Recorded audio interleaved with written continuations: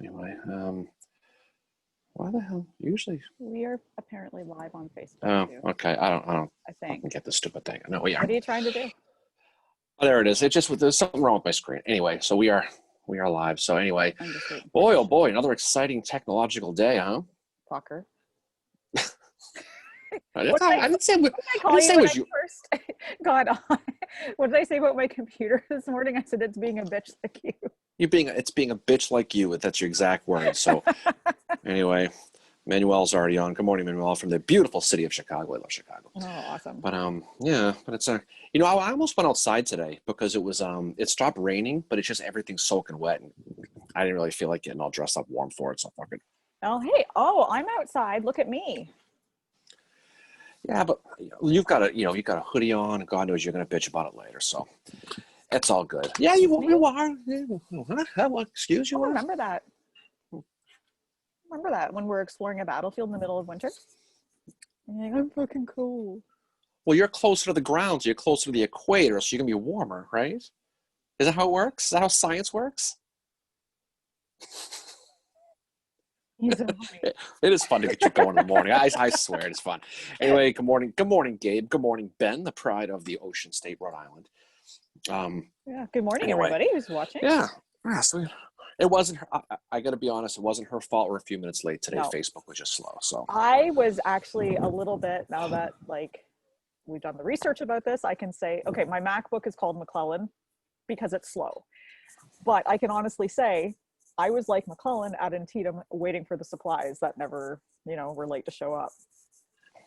Well, we were talking right at 10 o'clock. We just were waiting for this thing to go live, and it was just spinning and spinning and spinning. I think, trust me, if it was user error, I would have certainly pointed that out to you, Mayor. Well, that's usually the case with you in technology, right?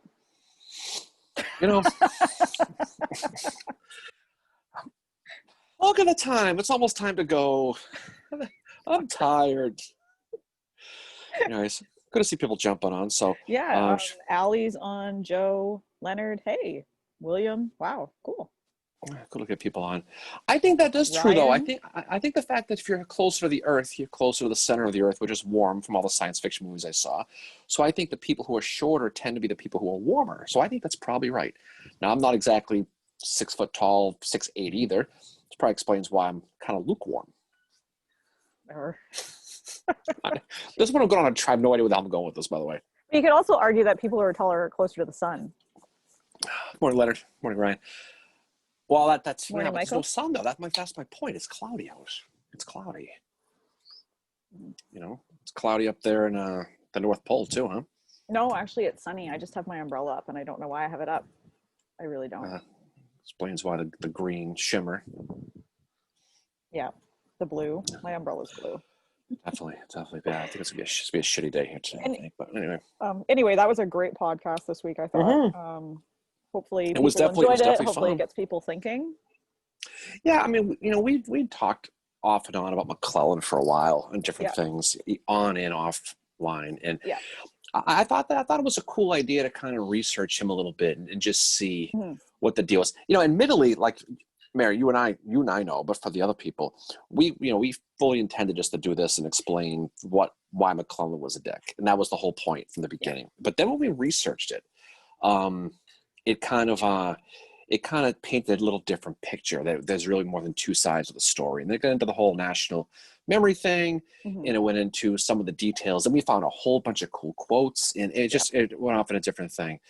I even forgot my beer. It's 3 p.m. here. Ryan, where are you calling in from, man? I think he's in Ireland. Am I correct? Fucking Jesus, Ireland. I think Ireland or England, somewhere that. Well, that's a big difference, Ireland and England. You get your ass kicked. I know. Trust me, I know. So we'll find out where he's from, and I hope it's Ireland. Actually, I don't care. As long as it's England, it doesn't matter. Hey, Claiborne's from Ireland. He is. And my family historically is from England and Ireland. That's why I hate myself. I'm primarily Irish, a little bit of British too. Enfield in England. Okay, that's cool. Don't please ever do that again. I'm Irish but exiled to England. No, that's pretty funny. That's okay. That's fun. I'm Irish but exiled to England.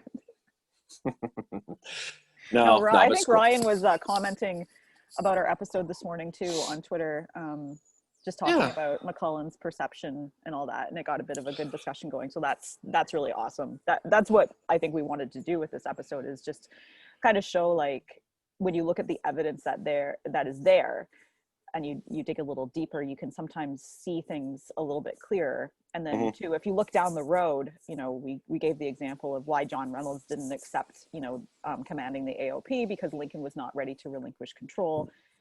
We had the example of the letter that Lincoln wrote Meade but never sent him. And I think that was when Lincoln finally realized, like, shit, we're interfering too much, and this is why this shit is happening. It's as much on them as it is on me. And I think after that, you see a change in him, I think, in how he was basically being like a you know, the president in that regard. Ryan says he's based at the old Enfield Arms Factory here. Oh, okay, cool. Do you know who has an 1853 Enfield Tower musket that was used in the Battle of Gettysburg? Darren Weeks. I do. And so when the aliens come from Mars, I will be ready. I will be adequately defended. I have no bullets or powder or anything, but I got the musket. I'll be just intimidated. But I actually have an Enfield Tower. That's a cool gun. It's very heavy, so that's cool. He's from that area. That's pretty sweet. Yeah, that's awesome. Yeah, but to your point overall with the McClellan thing, I thought it was cool. I thought it's always fun to research things, and like we were saying a couple hours ago, I guess was when I was talking about this. It was I don't think we've ever heard a podcast that really kind of went into McClellan like this. I'm sure there's books like this, but it was interesting, you know, because as we got into more of McClellan, it didn't shed some light on some of the other generals like Reynolds and Hooker and those guys, as far as their overall impressions, and didn't it kind of give you a little bit of a different taste of what these guys were dealing with from Washington. That absolutely. And we knew they were micromanaged. We knew they were. Yeah. But I think to a point, you know, and this goes back into what I think we both agree about guys like Edwin Stanton. Oh yeah, this was a let's micromanage, and when it inevitably fucks up, because we're not military guys, we're going to blame the military guys, and we're going to bring someone else in, until we find the combination. Because I think they knew, just by the number of weapons, the number of men, they were going to win the battle. Yeah. You know, as Shelby Foote says, you know, say for that's worth, he said that you even fought that battle with its arm tied behind its back, and he probably did. Nope, I have no bayonet, Ryan. General Lee, I have no bayonet. Fritz actually says, great podcast. Love the emphasis on historical memory versus compiling the historical record. This is central to Professor David Blight's writings. Do you ever read any of his stuff? I haven't, Fritz. Thank you for the very nice comment about our podcast. But historical memory is something that I really started to get into when I started looking at the March to the Sea. And there's a really good book about Sherman's march in historical memory and all that, and it explores, you know, what is myth, what might be true, and what is definitely true. And it gave me a whole different perspective on the March to the Sea, and it's a really, really good book. And the title and author is escaping me right now. But can't you tell? And Leonard's right. I'm ready to go John Burns style when the aliens come. Yeah. Get off my lawn. You know, or John Brown. John Brown. We'll talk about him. I'm sure we'll talk about him in a little while. John Brown has a good chance to watch that this week. Yeah. But I think it can't you kind of tell when you're hearing a lecture or you're watching something, can't you tell but when you do enough of this, who they're reading now? Yeah. Like, can't you tell what the writer's agenda is and what the agenda is trying to push? Yeah. That's what's cool about reading a whole bunch of different sources, is you basically have the ability to kind of look at this stuff. And that was the whole point of the exercise with McClellan, you know, and, you know, for any of the Lincoln people who are pissed off, I don't know what to freaking tell you, because we would try to keep it even. I thought, as a person who's studied Lincoln as long as I've studied the Lincoln, like the assassination and the Civil War and all that, I thought we presented a very balanced view. We were not in any way bashing either of them, and both. I thought you were bashing Lincoln. My God, you were so bad on him. I mean, John Wilkes Booth would be like, "Holy shit, Mary, calm down. Take it easy on the guy." The ghost of JWB's looking wherever he is right now, going, "Ooh, that bitch is fucking." Jesus. She needs to go in the corner. That's what she needs to do. Maybe I need to call myself Chick a bitch. That's what I call you when the camera's off. I don't. I'm but no, but you know, you were not. Obviously, you worked hard on Lincoln, but I think it was I think there are people who could watch that and think we were hard, you know, whatever. And you got to look at everybody, the good, the bad, and the ugly with everybody. And there's no doubt when you read the stuff, yeah, he did micromanage. He did screw some certain stuff up. And he, you know, he did what he did, obviously. And he's the best president, you know, we'll ever have. Exactly. But, yeah. He absolutely is. But he had a learning curve too. Like he's coming into this, like, you know, I mean, yeah, he served in the Black Hawk War, but it's not the same type of thing that the you know, the generals that served in the Mexican War experienced or whatever. And I mean, in Lincoln's defense, he was going and reading books about the military and trying to understand it.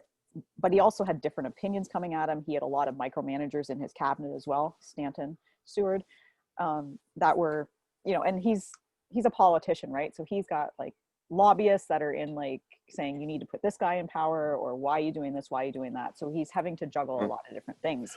Well, he was trying to speedball the war done because he was afraid of the 1864 election. That makes total sense. That makes total sense. And you know, I think one of the things we talked about was with McClellan was he was probably the victim of being one of the first guys in, because because the impression was this was going to be a quick war. This was going to be maybe, you know, we had the whole fiasco with the thimble and the handkerchief. Which, the blood that is spilled will fill a lady's thimble. And you're and up with a handkerchief.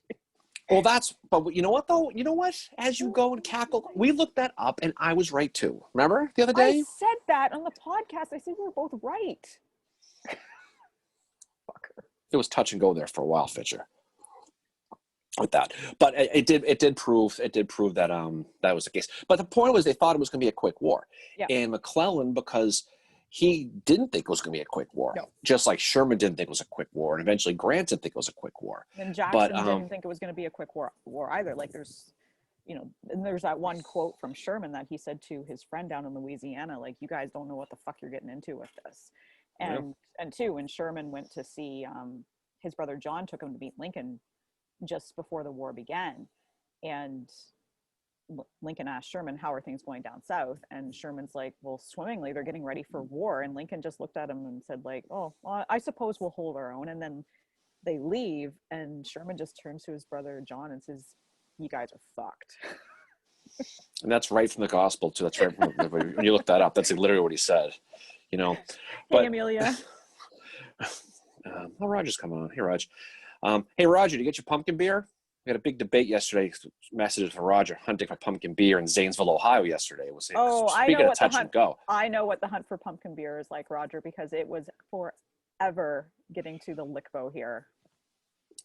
Yeah, well, he ended up getting Sam Adams Oktoberfest, which I did not tell him to get that. Roger, you should have got the one I suggested, that bourbon one that we talked about yesterday. Isn't that like the Bud Light of pumpkin beers? It's not even pumpkin beer. It's just like an Oktoberfest. I'm not sure. They put leaves in it, I think. They put leaves and they put no, they don't put leaves in it. But I think but it's okay. Here we go with the beer, but we'll talk about beer. But speaking of beer, I'm doing my Shipyard Pumpkin right now, as a matter of fact. I've my got coffee one that cup, is made in on Prince Edward Island, a raspberry sour. You know, I have friends who call it PEI, actually, as a matter of fact. Really, I've never heard it called that before. No, you should probably learn some Canada stuff. But just because it's a breakfast club, I put in my coffee mug right now. But twinsies. But okay, well, there we go. No, nice mug. But I think what we were saying before was, I think people thought it was going to be quick, and then McClellan was kind of like, well, what the hell? Why is this taking so friggin' long? And they started to blame him for being slow, and I think that's a big part of it. And it's funny, as you know, the historical memory thing, to Fritz's point a few minutes ago, is that becomes part of our culture, I think, and our fabric about studying this war, where it's McClellan is slow. He, you know, he's, and a lot of the stuff we said, like in the podcast, he brings upon himself with the letters after Gaines Mill, that letter, and his victory lap letters. But I you know, it's tough. They're to blame. Like both sides are to blame. You can't and I mean, the one thing with Lincoln is, and this could get the Lincoln community going maybe. The one thing with Lincoln is that there are people that hold him in very high regard. They almost deify him to the point where, you know, so then McClellan must be making all the mistakes because Lincoln can't possibly make any mistakes. Well, I mean, Lincoln's a human. He's not perfect. Are you sure? Pretty sure. Pretty fucking sure. You know, but to put the blame squarely on McClellan or squarely on Hooker, for Chancellorsville, say, and as well as on Burnside, as what we're going to see in Fredericksburg a few months later, that's not fair, and that's not telling the complete story either. Like, you've got to kind of peel back the layers of the onion, I guess, and take a look at what exactly is going on both sides. Yeah, and I think if I have a nickel for every time I said this, but we've had 150 plus years to look at these decisions they made, and these guys all made these decisions in real time. We had that debate on Twitter this week about Burnside and the pontoons at Fredericksburg, which sometimes I wonder what people are thinking sometimes with stuff they come up with, but that's it just goes to show these, they didn't have, like we said before, the internet was so bad back then, they couldn't get onto Google Earth and see where these people were. Right? They couldn't text. Like, look at you this morning trying to get on this Facebook Live. That was like, think of how bad it was in the 1860s. Oh, I know. Yeah, that's not been. I mean, they were working on whatever 1G network they had at that time. I don't fucking know. Orion says, drinking Shepherd Neame Kentish Strong Ale. It's marginally too early for whiskey. I thought he said he was England. Marginally too early? Wow. God, no, it's never too early. Roger says, Kentucky Bourbon Pumpkin. Yes, that's what I told you to get, Roger, the Kentucky Bourbon Pumpkin. And you walk away with Sam Adams Oktoberfest. Kentucky Bourbon Barrel, whatever the beer. Yeah, that's pretty good. That's not a really pumpkin, though. But I was in Kentucky last December, me and our friend Bill, and boy, did we drink too much of that bourbon. Oh, my God. Yeah, I've done the bourbon thing. Michael asked, have you read this book on Lincoln portrays him in a much different light, much like the manner you are discussing? Have a look at that link. Well, the whole point wasn't so much to point out every foible Abraham Lincoln did. It was just trying to make a case. We wanted to go into this with trying to understand why McClellan's attitude was what it was. Mm-hmm. And we knew there had to be some sort of basis in it that had to do with more factual stuff. We found a whole bunch of different cases, and it was one of those things where you can see, like anything else, your attitude is based on experiences. Yeah. And so when you look at what McClellan had to deal with, it's interesting. I mean, you come away with, if you really research him, you come away with the fact that, yes, McClellan was very, very flawed in a lot of different ways. Yep. But all the criticism of him comes from things that were kind of beyond his control a little bit. And it really showed itself in the supplies in Antietam. Yeah. Mm-hmm. And that's really when you talk about these people, you talk about him, you talk about Gaines Mill, the Peninsula, and we talk about that with Fremont and with McDowell and with Stonewall Jackson.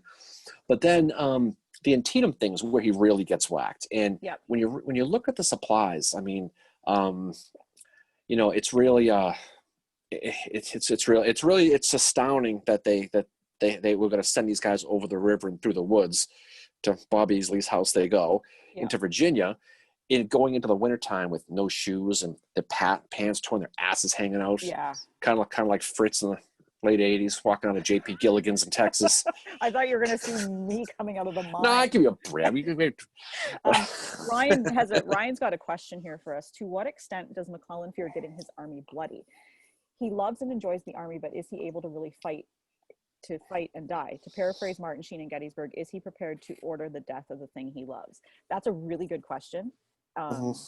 And that's actually something Justin Martin explores in his book.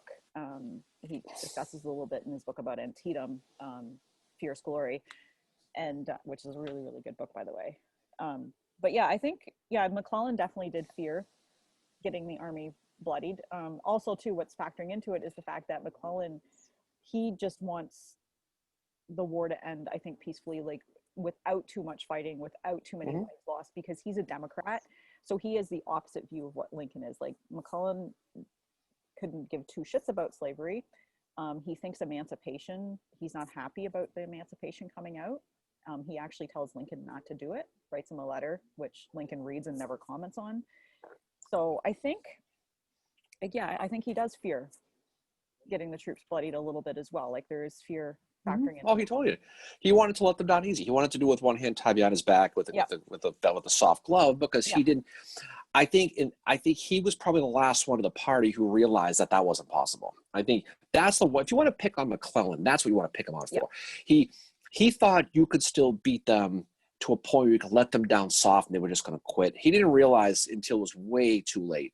And it was surprising because he was one of the ones who knew it was going to be hard. Yeah. But I think he was thinking post-war politically. He didn't want to be the guy who punished the South.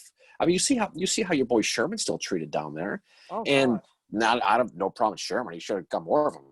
Oh yeah. It's another story. But he but I think that's what it was. I think you fear that. Absolutely. I think a lot of that. Yeah. But, Ryan said you joke about Ben said dial up. Remember the dial up back in the day? God, remember that noise? We used to download those videos you like to watch. It would take slow. You have to kind of click on. Yep. You have to wait. I hope your parents didn't catch you. Hey, Allie. So Ryan said, you joke about the internet, but Hooker at Chancellorsville tried to control matters in real time via mobile telegraph. Yep, he did. Mm-hmm. Okay, that lasted about 10 minutes before breaking down, but it did show vision. Yeah. And I mean, Hooker's another one of these guys that, like McClellan, he's actually, I think he's in a position in commanding the army. He is better as an administrator. So like the one thing that gets failed to mention like a lot when you're looking at the end of the Civil War is, you have the Army of the Potomac, which McClellan created and which Hooker made even better. But it's Grant that gets all the credit and Meade, which I don't know. I think you've got to mention McClellan and Hooker in there too, because both of them created that army. Yeah, they built on each other and got stronger and stronger and stronger. Exactly. And the biggest flaw was they weren't fast enough. They didn't win as much. Yep. And they were going against Lee, and it wasn't just. Mm-hmm. There were 22 Confederate armies in the Civil War. There wasn't just Lee. It was 22. Yep. But obviously Lee was the big one in the East, and we Mayor and I were on this really cool lecture a couple of days ago with our boy Gary Edelman. Yeah, it was awesome. And he points out a really good factor that a lot of people thought about. A good factor was the East was like this much. Yep. And the West was like all of it. Yeah. And everyone's focused on a little area. Right. Yeah, and so what Gary was saying, if you know Gary, he's the chief historian at the American Battlefield Trust. Any of the Gettysburg people have seen his videos. He's everywhere and good dude. And definitely friends of us in the podcast, I think. Yeah, pretty cool. Yeah. But I think he points out that, because it was so close to DC and because that's where all the the focus was on, you get a lot of maybe overinflation of Gettysburg and Tatum, when a lot of this stuff going back to Tullahoma and all those small little ones, Chickasaw Bluffs, crossing the Chattahoochee. Look at you! You can finally say it. If only I could say Massachusetts properly. I gotta post that video of you trying to say that. I still have. Oh. Remember that from what was it, April? Yeah. I may have to post that. It's awesome. Oh. Oh, really? You afraid I might post something I shouldn't? But I think I don't care. It's hilarious. I can't pronounce. I've never been able to pronounce Massachusetts. I remember being there with my father and him saying, "Please don't say that state name anymore."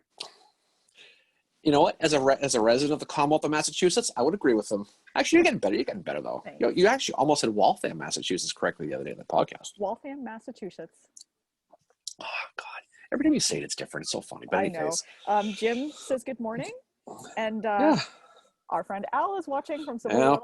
Al Paganelli probably still crying about those Yankees. I think probably. It's a good time to actually put in a plug for Civil War Lampoon, which is if any of y'all are not on Civil War Lampoon, get on there because it is the best Civil War Facebook page you could ever possibly be on. It's lots of fun, and as much as we joke around on there, you'll learn stuff. Yeah, it's a pretty cool site. Al does a great job with that, and and it's fun, but it's it's lighthearted, but it's educational. How the hell you master that? But there was one question yesterday. It was like, how do you piss off a general or something? I'm paraphrasing, and I wrote hi brag. Look at you, the Don Rickles of the Civil War, Mary Fincher, bringing the heat, going against. You're right though, actually about brag, but I don't know what we were talking about, but it doesn't really matter.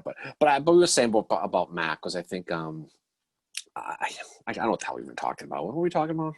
I don't know. We went off the rails again. But no, I thought it was Headed to Gettysburg this afternoon. I'm at the after. Oh, awesome. Oh, Teach Civil War. Yeah. Cool.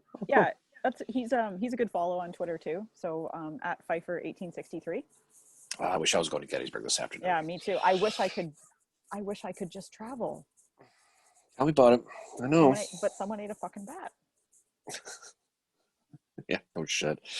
Hope it was a good one because it fucked a lot of plans up, you know. God. Yeah, I cannot wait to get back to Gettysburg because that is the first place I'm going when that border's open. Mm-hmm. Yeah, it's true. I'm sure we'll have some fun down there. So yeah. But I think, you know, again, looking at the whole McClellan thing, I think it's interesting. I just think it's important, you know, to just kind of go into this and study it and look more into it. And look, the Civil War is cool. It's a small community, and people tend to read, you know, the headlines. They don't read the whole stories. And I think it's like anything else. And then, you know, we had that whole exercise before with Oliver Otis Howard, which you still go on about. Oh yeah, my little, like, when I announced that he was my favorite general, and it was like I'd said that I love Mussolini or something like that. Well, I actually, you know what? Speaking of Howard, I saw do you know he was a wrestler and he got beat by Frank Wheaton? Did you see that picture? He was the WWE. Did.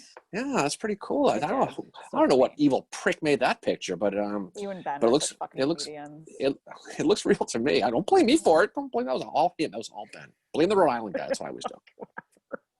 It was really fucking hilarious.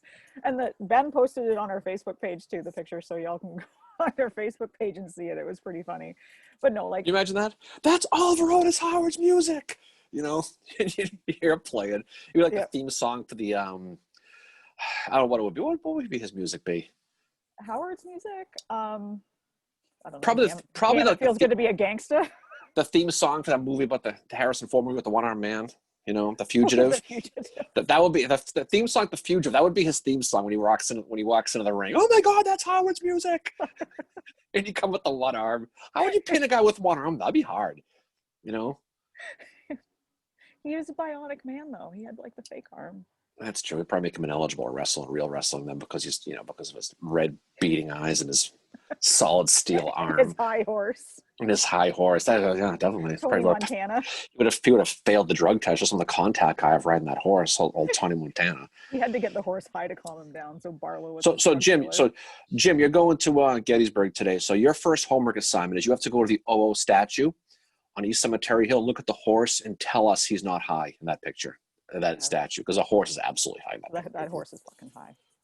Can you smell it? Oh, it was cooking. Yeah, exactly. That's great. You know? Ryan said even Bragg's biographer couldn't finish writing about him. The story is he got so annoyed with Bragg, he only finished volume 1, and a student of his had to finish volume 2. Don't know if that's the real reason, but it would be keeping in with Bragg. It is. Yeah, and Bragg's actually another guy, like I give Bragg a lot of shit or whatever, but I've had people come you respectfully say, like, if you look at Bragg a little bit more, it's kind of like, you know, you look at McClellan. It wasn't always his fault, but I mean, Bragg was a douche. And funny story about getting annoyed with Bragg. So one of my favorite books is The Smoke at Dawn, and I've talked about it many times. I'm obsessed with it. I've listened to the audiobook 6 times. Yeah, but Bragg's chapters, the narrator does such a good job. When the chapter's over, I always want to strangle Bragg. I don't know how people put up with him. Like, well, the great story about Bragg. The voice the narrator uses for him is exactly what you would expect. And it's just, like, I found myself getting annoyed with him. I'm like, holy fuck, how do these people deal with this guy? Well, Bragg, I think you mentioned it when we did the Chickamauga thing a week or two ago, was the fact that he declined his own order as quartermaster is a great story.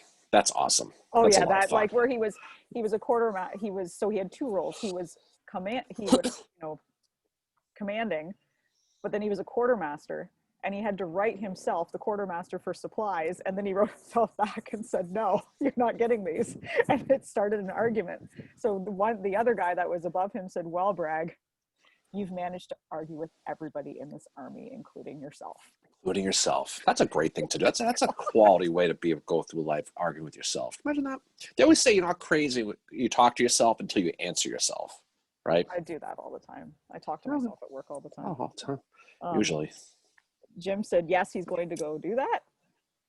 So, yeah, that's a good exercise. And you know something? The best part about it is when you see it, you'll never think of it something else ever again.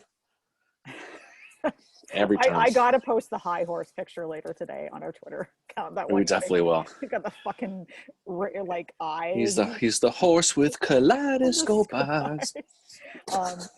Gabe said, "Did OO have a peg leg as well?" No. Could be hilarious.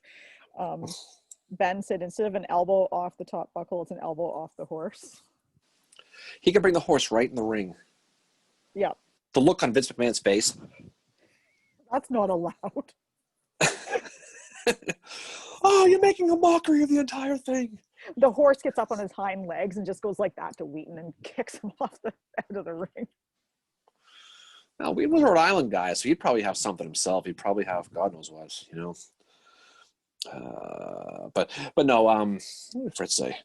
Heather Cox was talking about this week how the Civil War, the U.S. was the lead press. So yes, I think I read somewhere that like 70% of like the state of Alabama's line items on like 1866 was spent on prosthetic legs and arms. Some crazy number like that. That's yeah. I think that was from the Ken Burns documentary. I think I saw. I think that's where it came from. Yeah. But I know we all become tag team champs. Look at Ben. Ben's starting to embrace the Mary. You notice that? Ryan said, for bionic arms, see Samuel Decker, the 4th U.S. Artillery, lost both arms when his gun misfired, built his own prosthetics, and became a doorkeeper at Congress. That's cool. He couldn't get through the metal detector though. That's why he couldn't get the door. That's why he was the doorkeeper. And this is what's awesome about doing these lives is like I always come away with something about them, like more about the Civil War too, which is it's fun. Yeah, become tag team champions. Yeah, I think we can end the argument there. They're tag team champions now because they're both from New England, right? So you're kind of like retreating a little bit on OO and going forward a little bit with Frank Wheaton now. Is that what's going on here? Absolutely. Are you softening on OO Howard? No. Really? You're gonna start. You have to turn those feathers in. Fucker.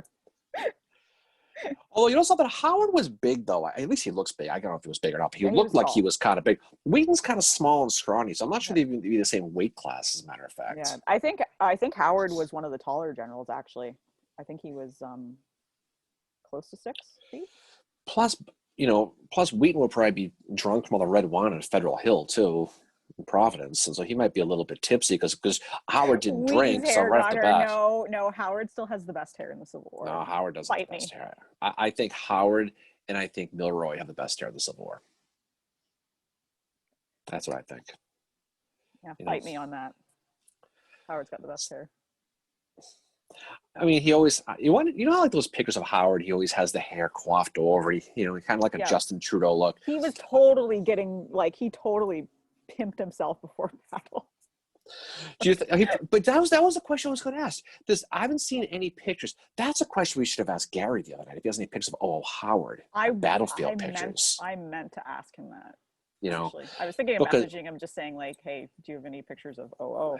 I mean, do you think he would be in the battlefield, like at Chancellorsville, Gettysburg? He would just take his hat off and he would Fabio it, flip it over, and he totally did the True Daddy thing of going like that. When he was on his horse, Tony Montana, he totally went like that. Oh, Amy signs on. So I'm at the party, so I had to brew a ridiculously hipster artisan coffee, then destroy its bouquet by adding 17 gallons of pumpkin spice creamer. Whoa! Wow, that's quite a wrap awesome. That pick is great. Thank you. Yeah, that's the Gabe pick. But no, I think I don't know. I think that'd be an interesting study. We should probably. We were going to do wrestlers. Weren't we going to do that one time? Or we were going to do, what the hell are we going to do? We were talking about this in the summertime. We did talk about doing wrestlers, although we would actually be good to bring Nick from our our sibling podcast on for that, because he's big into wrestling. Rail Splitter Nick? Yeah, Rail Splitter Nick he's big into wrestling. He'd be good to. But didn't somebody else do wrestling didn't somebody else do that? Another podcast somewhere. Didn't Hessler and Lindblade do it? Yeah, Hessler and Lindblade did it. Nick and Jeremy did it before I was on Real Spitter podcast. They did like a wrestling type episode to do with the 1860 election. It was actually really cool. Cool.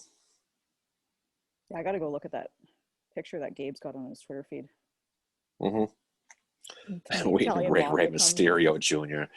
Yeah, Ray Patriarca, or one of those guys with Rhode Island gangsters back in the day, right there. you know, but that's a fun study though. It's fun to look at that. Yeah.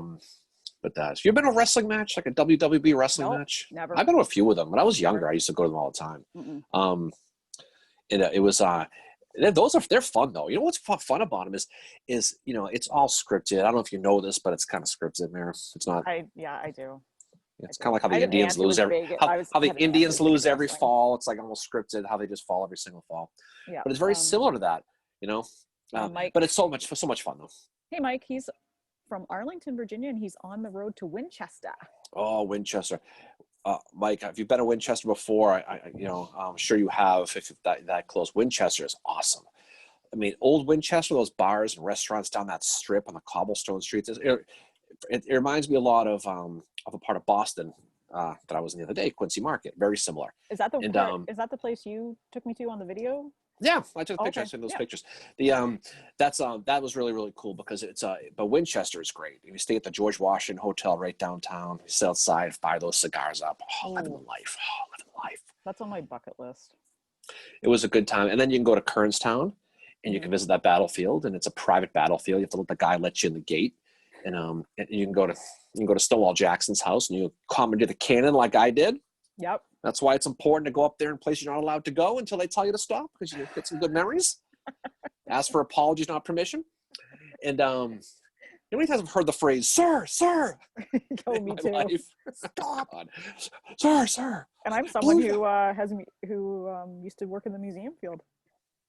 Yeah, the real life Abigail Chase, right here. Oh, thank you.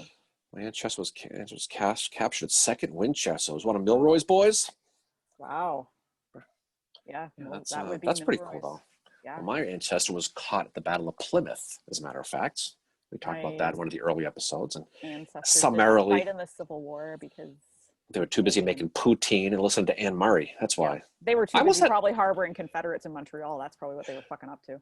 Probably Jeff Fincher's fucking bad people, I was at a restaurant last night. Mayor, and I was this close to getting poutine. I was so close. I don't know. Maybe next time I go, I'll do it. It was practically Canadian. That'll make you 100% Canadian. Steak fries with the gravy on it, with the braised beef, and it looks good. It's huge though. Wow. There's a restaurant I go to here that does different types of poutine, and one of them, it's weird. It tastes kind of like a Big Mac. However they do it, like they put dill pickles on it and stuff. It is ridiculously good. Really, also ridiculously unhealthy. Well, that's the other problem too. Gonna work on my girlish figure. Ryan says, why does being one-armed work better for the Union? Howard and Kearney cope and get better compared to the Rebs. Ewell and Hood go downhill, and it finishes off Jackson. Whole new meaning to the Union fighting the war one-handed. That's a good point. That's so true. Like Hood and Ewell both definitely go downhill with that. Like, well, Hood I think was. Well, Ewell stuck around for a while. Yeah. Ewell loses his leg at the Second Manassas, and he gets a wooden leg. Yeah. And the good story about him is he gets himself drunk on Christmas Day and falls on his wooden leg. And he must have slipped on. It's probably carrying grandma's presents in or something and slipped and he fucked his leg up again and hurt his prosthetic leg. Fucking Ewell. Exactly. No, I just thought of AP Hill. AP Hill. Well, he had that gonorrhea thing. That was his problem. Because he went to the Bang Barn in New York City. He went to the Bang Barn in New York City. Probably went to a Mets game. That's all it takes. He had gonorrhea. That was Barton Key. Yeah. Oh wait, so Barton Key. No, Barton Key would have still been alive at that point. Yeah. No, maybe not. No, he was. That was Barton Key. No, he was killed in like 1850 something, wasn't he? Yeah. When Sickles got him. Well, when did Hill go to the Bang Barn? That was. There's a question I didn't think I'd get today. I'll be honest. There's one I didn't think I'd get today. Hey, Darren, when did you go to the Bang Barn? Good question. Someone will look that up. Type in on your work computer, Bang Barn, AP Hill, and then tell us what it comes up. That'd be great. So that's good homework assignment for somebody. Fritz, you're on that. When did you go to the Bang Barn? I was just looking to say the word Bang Barn. Yeah, no shit. You surprised. But that's, but it does show a little bit about how the medical care was. These generals, they tend to survive them. You don't see too many, besides Stonewall, how many people basically dotted line died from an amputation. Well, right? there was actually Justin Martin, again, plugging the Fierce Glory book again. He actually gives a breakdown of the percentages that you were likely to not survive, and amputations was really high. And it depended where it was. Like if it was just like, you know, what Howard had, there was a pretty high chance you would survive. But if it was up here, more. Same with the leg. Like if it was knee or below, you know, your chance of survival was higher.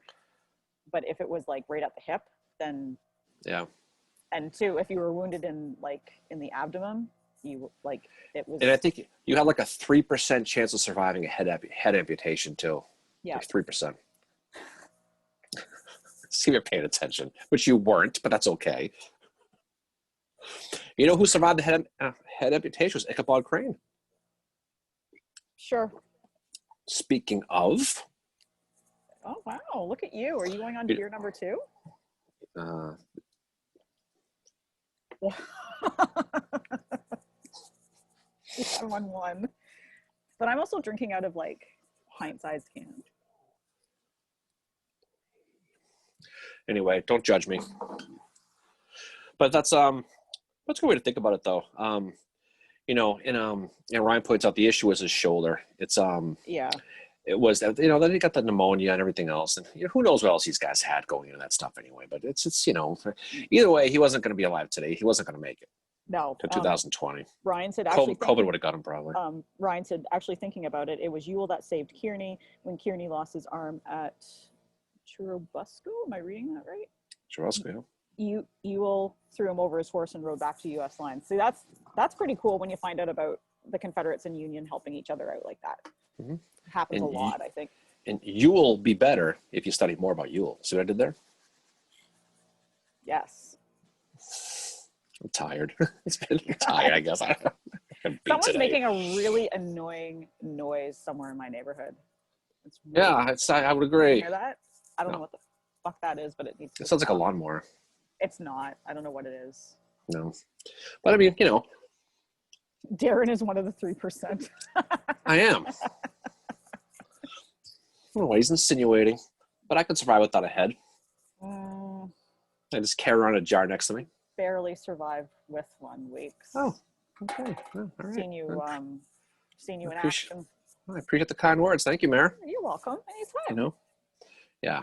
But Churubusco is part of the Mexican War. Yeah, that's was Mexico. Kind of like Chapultepec. But well, yeah, exactly. Look at you. I know my Mexican War. You certainly do. It's probably why they call you Mexican Mama instead of Chicken Mama. Mexamama. That'll be the next one. We'll do a podcast. We'll do a podcast of Mexico. That's what it'll say, probably. Yeah, Mexamama. No, but do you think the average? So go back to the podcast real quick. The way we did. Do you think the average person who listened to that, who doesn't really know the details, would come away thinking we were anti-Lincoln? I don't think so. Mm-hmm. I don't think so. There might be the odd person, but I think we gave a very balanced view. And two, we did come to Lincoln's defense as well, saying, you know, he's having opinions come at him from all different sides. He's having to deal with micromanagers on his own cabinet.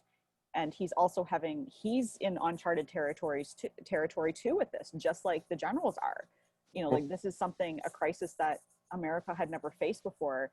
And I think, you know, Lincoln did as good as he possibly could in the situation. And he learned as he went. That's the thing, is Lincoln was willing to learn and change and grow. But yeah, he made mistakes as much as McClellan did. Like the blame is as much on him as it is McClellan. What do you think Rail Splitter Jeremy and Rail Splitter Nick would think if they heard that? I think they'd be okay with it because they're pretty balanced guys. Yep. All right. I was just curious. Yep. Because, you know, the Lincoln people, as you know, get a little bit touchy. They're not like those Lincoln people at all. Yeah, well, I thought, again, I wasn't fair with it, but I thought that was neat, though. It was cool to find those quotes from Antietam, from guys like Meade, from Elijah Hunt Rhodes from New Hampshire, matter of fact. I think he's from Cranston, He's Freda Felcher from Cranston. John Deere letter. I think that's where he's buried. I think I'm pretty sure that's where he's buried. Cool. What's his name? Ben will probably know where Rhodes is buried, I think. Ryan just said the Irish on both sides of everyone else's war. That's so true. There was Irish that fought Union, and there was Irish, most notably Patrick Cleburne. And Patrick Cleburne, his brothers fought for the Union. There was some of his brothers lived in Wisconsin. And you just got to listen to the song Paddy's Lamentation to tell you all you need to know about the Irish and the Civil War. There's actually a Patrick Cleburne shirt I found that I want to get. Oh, really? Yeah. Allie from Antietam jumps in. Hello, Allie. One of the A squared team, right? Yep. She's on. Fritz said, not at all. It was fair assessment on both. Again, historical memory versus the deep dive. Yeah, thank you, Fritz, for that. Yeah, and that was the whole point of it. And like we said before, it wasn't the intention when we came up with this idea to do that. But once we studied more, I'm like, man, this is what we should do. Mm-hmm. And I think we'll explore it more too with other topics. Like we'll explore it with the Lincoln assassination when it comes to John Wilkes Booth and Mary Surratt. Surrattsville, another place that's on my bucket list. Mm-hmm. I think we'll explore it definitely when it comes to the March to the Sea, but there's other, and as well Fredericksburg too, to look at things from what Burnside went through, because people are quick to blame Burnside for Fredericksburg for not getting those pontoon bridges there, but that's not his fault. Like he had a very good plan on paper, but timing again was everything. It's same with McClellan and the Peninsula Campaign. Like McClellan's original Urbana campaign, had he been able to execute it, who knows, it might have worked, right? But timing, and he was slowed down and he had to redo the whole thing. I can't imagine how angry that would have made him. But I mean, you made a really good point, Darren. Like imagine, at work, you come up with this really good plan and your supervisor's like, no. But your supervisor is not an expert in the area that you're working in. Anybody at any job, anybody who's watching, listening, has had this experience where you have an idea at work and your boss hates it. A lot of times your boss likes the idea, takes it for themselves, and that's what happens. But so Ben says he's from Warwick and buried in Providence. Yep, I did know he was buried in Providence. I don't know why I said Cranston, but I thought he was from Cranston. So good. Thanks for the correction there. Yeah, Warwick and Cranston are close, so that's not a surprise. Leonard, one of my favorite generals, was from Ireland. Michael Kelly Lawler. I think Minty was actually from Ireland too, originally. Do you know he fought at Chickamauga with Wilder on that first day? I know someone who was who was very into Minty and Wilder to a point where it was almost Pavlovian. Minty Wilder for like 3 weeks of my life earlier this month. Oh my God, Darren, do you know that Minty and Wilder helped the process in keeping with your Canadian accent all fired up, all your eyes like saucers talking about that? It was so funny. It was cool because I found out Minty lived in London, Ontario, which is like an hour from me. I know. See, here you go. Here you go. Ryan said the British Army are very proud of Patrick Cleburne, a British corporal for 41st Regiment, worth half a dozen West Point generals or so, they'd like to tell me. Yeah, that was another thing about Cleburne, is he was not West Point educated. But to me, he's one of the best, like next to Albert Sidney Johnson that the Confederacy had, and he's not West Point educated at all. No, and a lot of these guys, for every Pickett and Wilcox and Jackson and Lee, there who go to West Point, there are a ton who didn't. I mean, not everybody could get into West Point, know, and so those guys, and a lot of times you had more of a more field knowledge and kind of a different street smart than the West Point people did. You could see that some of the mistakes they made, they all fought the same way. They all fought that hit the flank,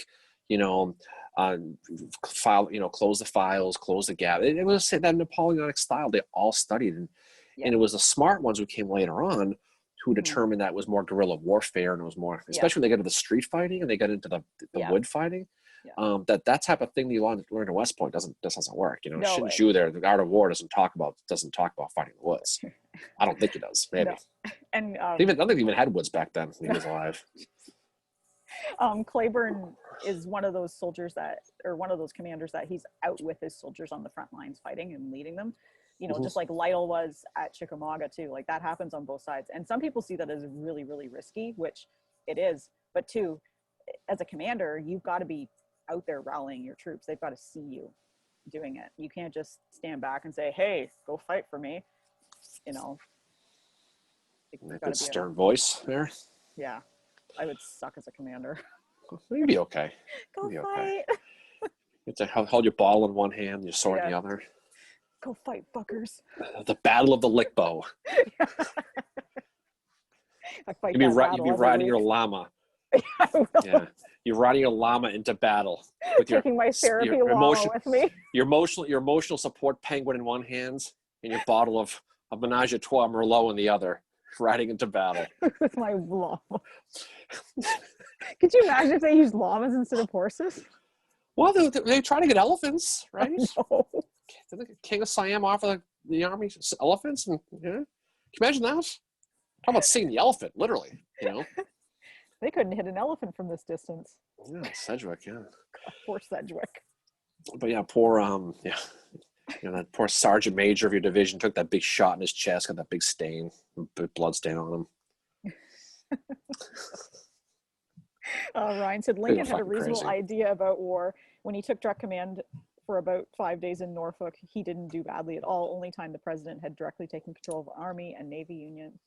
Captures Gosport and Portsmouth Navy yards and causes the destruction of the CSS Virginia. Your boss might not be the duffer at war you think he is. Yeah, that's true. Yeah, like Lincoln, I mean, he came a long way too, from you think about in 1861 all the way to 1865, Yeah. Leonard during the 43rd Miss had a camel, and that one regiment had a bear. We talked about that. I forget which one that was. The Confederates captured that bear leaving Gettysburg and had him as their pet for a few weeks till they finally ate him. Yeah. I'm sure somebody had hippogriff in there too somewhere. You know what? That's a pain in the ass to train them, though. Look what happened to Malfoy. You try to get too close. Yeah, Malfoy's a dick. That's why. It's like Malfoy's like basically Custer. That's who he was. Oh, he is. Damn mudblood. Old Douglas was killed at Vicksburg by a Yankee sharpshooter. Aw, camel. Some guy shot the camel. Imagine being the guy who shot the camel. Oh, that's one thing that really gets to me is the animals that were killed during the Civil War, like the dogs. And I'm not talking about the 11th Army Corps eating their regimental dogs. I'm talking about the dogs that got shot in battle.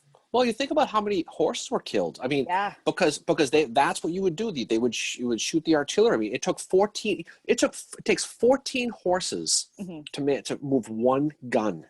Do you know that? It takes 10 men and 14 horses to move one gun. Because you're talking about the caisson and the limber.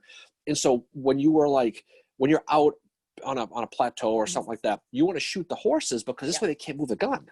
You can move it and fight and prolong and carry it, but that doesn't really work. So you want to shoot that because that's how you get the guns. You shoot the horses. Yeah. And there was actually, so I've got not shockingly, a book of Sherman's letters that he wrote. And there was one letter that he wrote to his wife, and he talks about the casualties in the battle. He spends 2 sentences. He goes on for a paragraph about the horses and how bad he feels for them. Because another thing about a lot of these generals, which is, again, we always talk about humanizing them on this podcast, which is something that we try and do. Many of them were animal lovers. Like, they loved their horses. They weren't like, it wasn't like it was a partnership they had with them. And the thing with that partnership is they all had like a main horse they rode, but then they had a couple others that were kind of their minor horses that they would ride occasionally to let the main one rest. So Robert E. Lee didn't just have Traveler, he had a couple others as well. Sherman had a few horses as well. And same with Grant. And Grant's favorite horse was Cincinnati, who was given to him after the battles for Chattanooga. And Cincinnati was the son of the fastest thoroughbred at the time in the United States, Lexington, which is also a very good bourbon brand too, which has Lexington on the label. Look at me go. Tying bourbon to the horse of Cincinnati, which is a big thing. But you did that really good Facebook Live on your fangirl page about the horses that day. Remember that? I did one about, because Meade and Old Baldy is my favorite story, because after the Civil War, so Old Baldy lived on, a friend of the Meades, he lived on this farm. Meade would go out and the two of them would go riding. And I'm convinced that part of the reason for that is because nobody understood what Meade had went through. And he and Baldy had seen a lot of horrific things together. And I'm the type of person that thinks that animals have feelings. They have, the horses were probably traumatized with what they thought, but there was this understanding between the two of them, and Meade could go off with old Baldy. They could go for a ride, and it probably brought them both a lot of peace. And his story is one of my favorites. Horses. Edward Porter Alexander, E.P. Alexander, at the Peach Orchard. The guy who's knocked those walls down back in at the Peach Orchard. Well, he talks about in his book Fighting for the Confederacy. I always forget that title, but I think it's Fighting for the Confederacy. Well, he says some of the saddest thing he ever saw was the dead and dying horses in the Peach Orchard. He talked about it, and he says it was a quote. I don't know if it was his but I think it was his. But he says, one of the saddest sights was these maimed horses with these looking up at these generals with this almost human look, like can you do this to me? How can you just? And it's sad when you think about that stuff. Yeah, it is. Like, they're not choosing to be in the war, but they were treated, like, the way the generals treated them was so, like, they were treated so well. Like, I'm sure Robert E. Lee treated Traveler very well. Clearly Meade did. Stonewall Jackson and Little Sorrel. The only general that I've read of that did not like horses was Patrick Cleburne, and that's because he had quite a few bad experiences with horses. And one of them being when he was friends with General Hardee, and Hardee said, "Here, you need to ride this horse." And I guess he just hit the horse like that, and it took off with Cleburne. And when Cleburne came back, he was covered in mud and walking the horse. Because he had to fall off the horse because he was so scared of it. Well, that story about Meade when he rode out to get the sickles at the Peach Orchard. Yeah. When his horse took off, started racing for the Confederate line. Can you imagine the horse just kept going and they caught Meade? Right, that was it. Yeah, poor Baldy. Baldy got shot that day too. Yeah. I think that's the day Baldy got shot. And Leonard says, "I love it scene in Gettysburg when Lee tells Traveler, 'Good morning, Traveler.' That was the mountain small pancakes." Oh, they probably had conversations with their horses. They probably talked. Of course, they did. And Grant, he did not let anybody ride Cincinnati except President Lincoln, and that's because he said President Lincoln was the best horseman he ever knew. And there's a lot of stories that say Lincoln wasn't, but apparently according to Grant, he was. And that's the horse in the scene in the movie Lincoln, when Lincoln is on riding, looking at the dead. He's actually on Grant's horse, Cincinnati. Really? Yep. See, now you're going to piss off the Lincoln people by saying he wasn't a good horseman. I just said he was a good horseman. You can send that email directly to Mary at civilwarbreakfastclub.com. Fucker. We need a real Civil War, that domain for the email. We do. I was actually thinking of giving us a domain. Yeah, that'd be cool.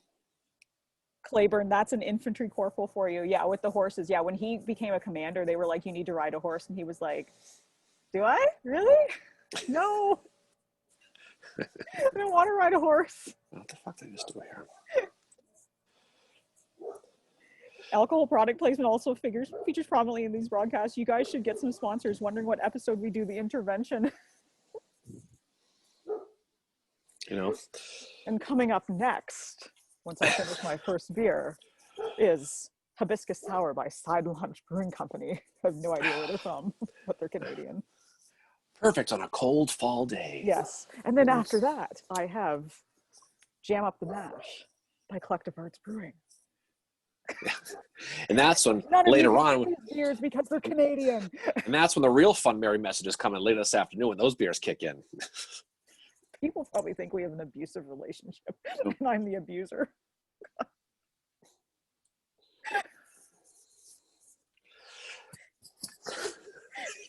What did I say when I called you the other day and you answered? You're like, "Hey, what's up?" And I'm like, "Hey, fucker." Yeah, out of left field, you come out of that. "Hey, what's up?" "What's up, fucker?" Fucking hell. Yeah, Fritz is right. Civil War Happy Hour. Yeah. I like what we call it Breakfast Club, but that would have been a good name too, actually. Oh yeah, that's actually. This is what we should call the Facebook Live. Should be Civil War Happy Hour. Yeah. Okay. Yeah. So Jim says, "Okay, packing up to head to Gettysburg. We'll send pictures of Team O for you." Thank you, Jim, so much. And again, if y'all are on Twitter, follow at Pfeiffer1863. Teach Civil War. He posts some really, really good stuff on there. Ryan said, "Phil Kearney on the way to the Mexican War to purchase horses in Illinois meets and asks the advice of a local lawyer, Abe Lincoln. Kearney wouldn't have wasted his time on anybody who didn't know good horse flesh." Yeah, that's very true. Yeah, but these guys, Allie said, "My favorite story is during the Overland campaign that Grant saw some beating up, I think it was a mule or a horse, and he got so mad that he shook his fist at the guy, cursed, and I think he had the guy tied to a tree. Horace Porter said he grumbled about it the rest of the day. Yeah, Grant could not. That's actually, I've read that story too before, Allie, and thank you for writing that. Grant, that was not the first time that happened. He saw mules being abused during the Mexican War, and he hated that. Like, he could not stand horses. Well, you got to be a real legit dick to purposely hurt an animal. I'm sorry. Oh, you do. Yeah. Like, I was, my father is like the type of person that will, I witnessed him doing this. He will cup a fly in his hands and put it outside. Yeah. And that's where I get my love of animals from, is him. Like, I've had pet rats before. Yeah, well, that's another story right there. But... And I don't kill spiders in my house. I let them live. But centipedes, fuck that. No, those are... Yeah, you got to think with the centipedes. Oh my God. I've been told before, like, one day the cops are going to stop by here because of how you holler when you see one. Centipedes a big issue in the Goderich, Ontario area? They are when there's one, like, fucking around when I'm doing yoga in the morning. It runs across my fucking mat. It's a visual right there, by the way. God. Thank you for that. Jesus Christ. And Grant almost never cursed. That's what Ryan said. Yeah, Grant was one of these Civil War generals that he, he's basically the opposite of Humphreys. He did not curse, but to get Grant to curse was something. I would totally be that person. I would you not swear. You what? No, I am the type of person that if I know somebody doesn't swear, I do shit to try and get them to swear. You're like the reincarnation of Jubal Early in Humphreys with your mouth. I mean, there's nothing wrong with it. I mean, honestly, bravo. But no, I've never heard anybody swear like you do. But Allie said, must be a Canadian thing. My Canadian husband also tries to free bugs. Oh, that's awesome. Oh, Allie's married to a Canadian. That's so cool. There you go. Nice. But Jubal Early was the only guy that was allowed to swear in front of Robert E. Lee. Do you know that? Really? He was the only guy. Lee called him his bad man.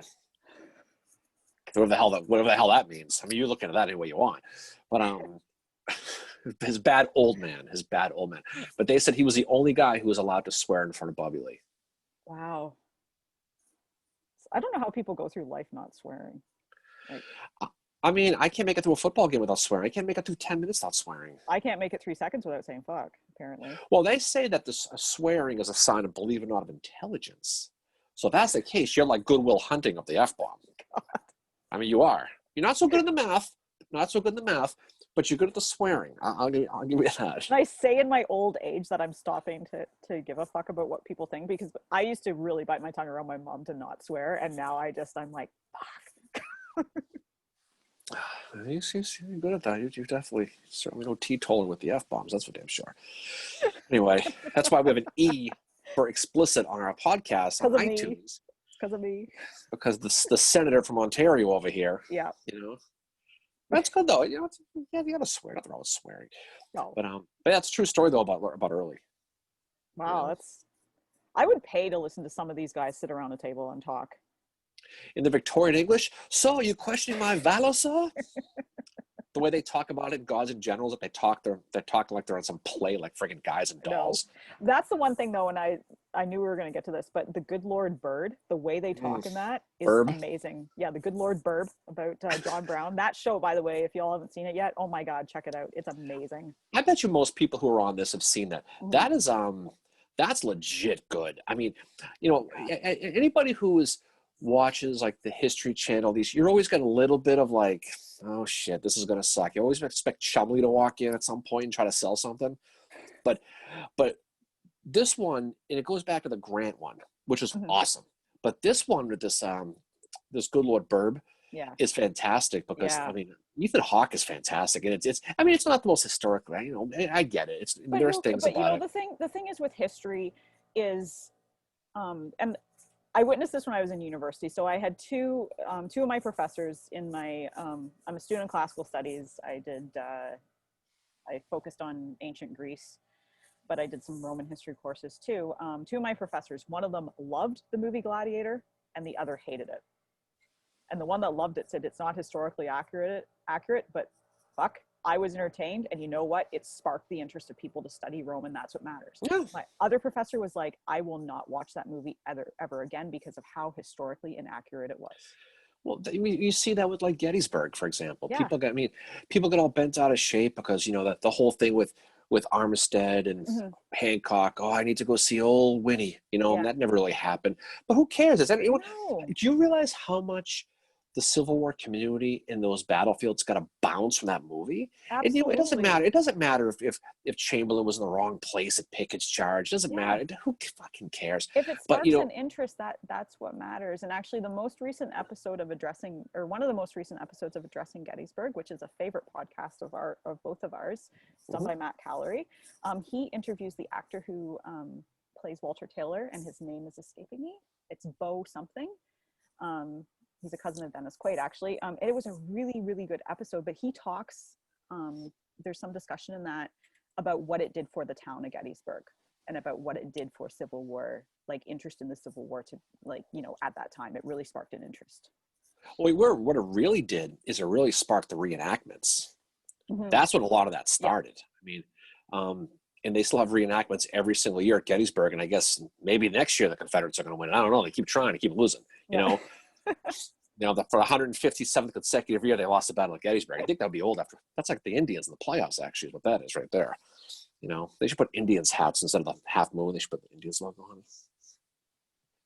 You know? The Indians are going to fucking kick ass against the Boston Red Sox sometime in the World Series weeks. Well, they can't play in the World Series, genius, but that's okay. Own you. All I know is the last couple of times the Sox have played the Indians in the playoffs, the Sox have beaten them and gone to the World Series. I mean, getting the Indians in the playoffs is like getting a bye. I mean, let's be honest, it is. You know, it's like 2-foot putt, you know. But that's okay. Maybe next year will be the year. You know, it's Nick Whitgren is going to lead the Cleveland Indians to the World Series, our friend Nick. He is. Allie said, I think Grant would say by lightning or something like that. And if that's true, hilarious. Who says that? That's amazing. By lightning. I'm going to start using that. By lightning. Or the other one, too, I just thought, great Scott. Or the one from Lincoln, Buzzard's Guts, man. Yeah. I have used that. It'll work. Buzzard's Guts, man. You know, Ryan said we don't get Good Lord Bird in UK until November. Yeah, I honestly thought we weren't going to get it here in Canada, but luckily we did. But yeah, Ryan, when it comes out, you've got to watch it. It's amazing. It's funny. It's just John. I mean, honestly, John Brown was. I mean, I've always been into John Brown. I visited his birth site where he's got executed, where he's buried at Harper's Ferry. I mean, I'm not crazy, you know, but I mean, I've appreciated the, you know, for what the effort. I mean, the guy was nuts, but he believed in what he believed in. Yeah. But they do a real good job of showing how he's kind of fucking nuts, but how passionate he is. Game 6, the Indians destroyed the Indians. Game 7, 2007. Yeah, you forget the years they've beaten the Indians. It's been so often. I forget what year it was. Ryan, the only thing about Gettysburg, the movie, that annoys me is how old the Hood actor is. It's odd the things that get to you. Longstreet's beard kind of annoyed me, but I got over that. But I was also making major league jokes the entire time, too. Oh yeah. Well, you know, speaking of Gettysburg, the one that got me is the guy who played Barksdale, and why he was even in it. He had to have been a friend of someone, because is Mississippi ready today? Yes, we are. What the fuck is that? There's no point in anything. And it absolutely no, like the scene, if you see there's the director's cut that shows even more marching. Yep. Okay. But if you look at the regular version, there's only one line in the entire movie of Gettysburg by a woman. Yeah. One line. And that was the director's daughter. Wow. I thought the war was in Virginia. And she bats her little eyes, you know. But that was the only line. And now if you see the full director's cut, there's more lines. There's going to be a disturbance in our town. Awful acting, but there's that line. That's right. Leonard was right. He was a descendant of Barksdale. I had heard before. I knew he was famous for somebody. But they could have made Barksdale a really prominent character in that movie, by the way, because he was a colorful dude. And they focused on the Virginia guys primarily, and they focused on Pickett and, you know, McLaws and Kemper and all those guys, but Armstead, obviously.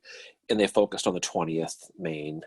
They could have made that movie about David Ireland, the 137th New York, and it would have been just as good. Instead of Little Round Top, it's Culp's Hill. You easily could have done that. Yeah. Could have made about Colville's first Minnesota. Could have made about Bergwin in the 26th North Carolina and Willoughby. They could have done. I mean, the movie was 8 hours long anyway, wasn't it? It's like 3.5 hours. There's apparently a cut that was 6 hours.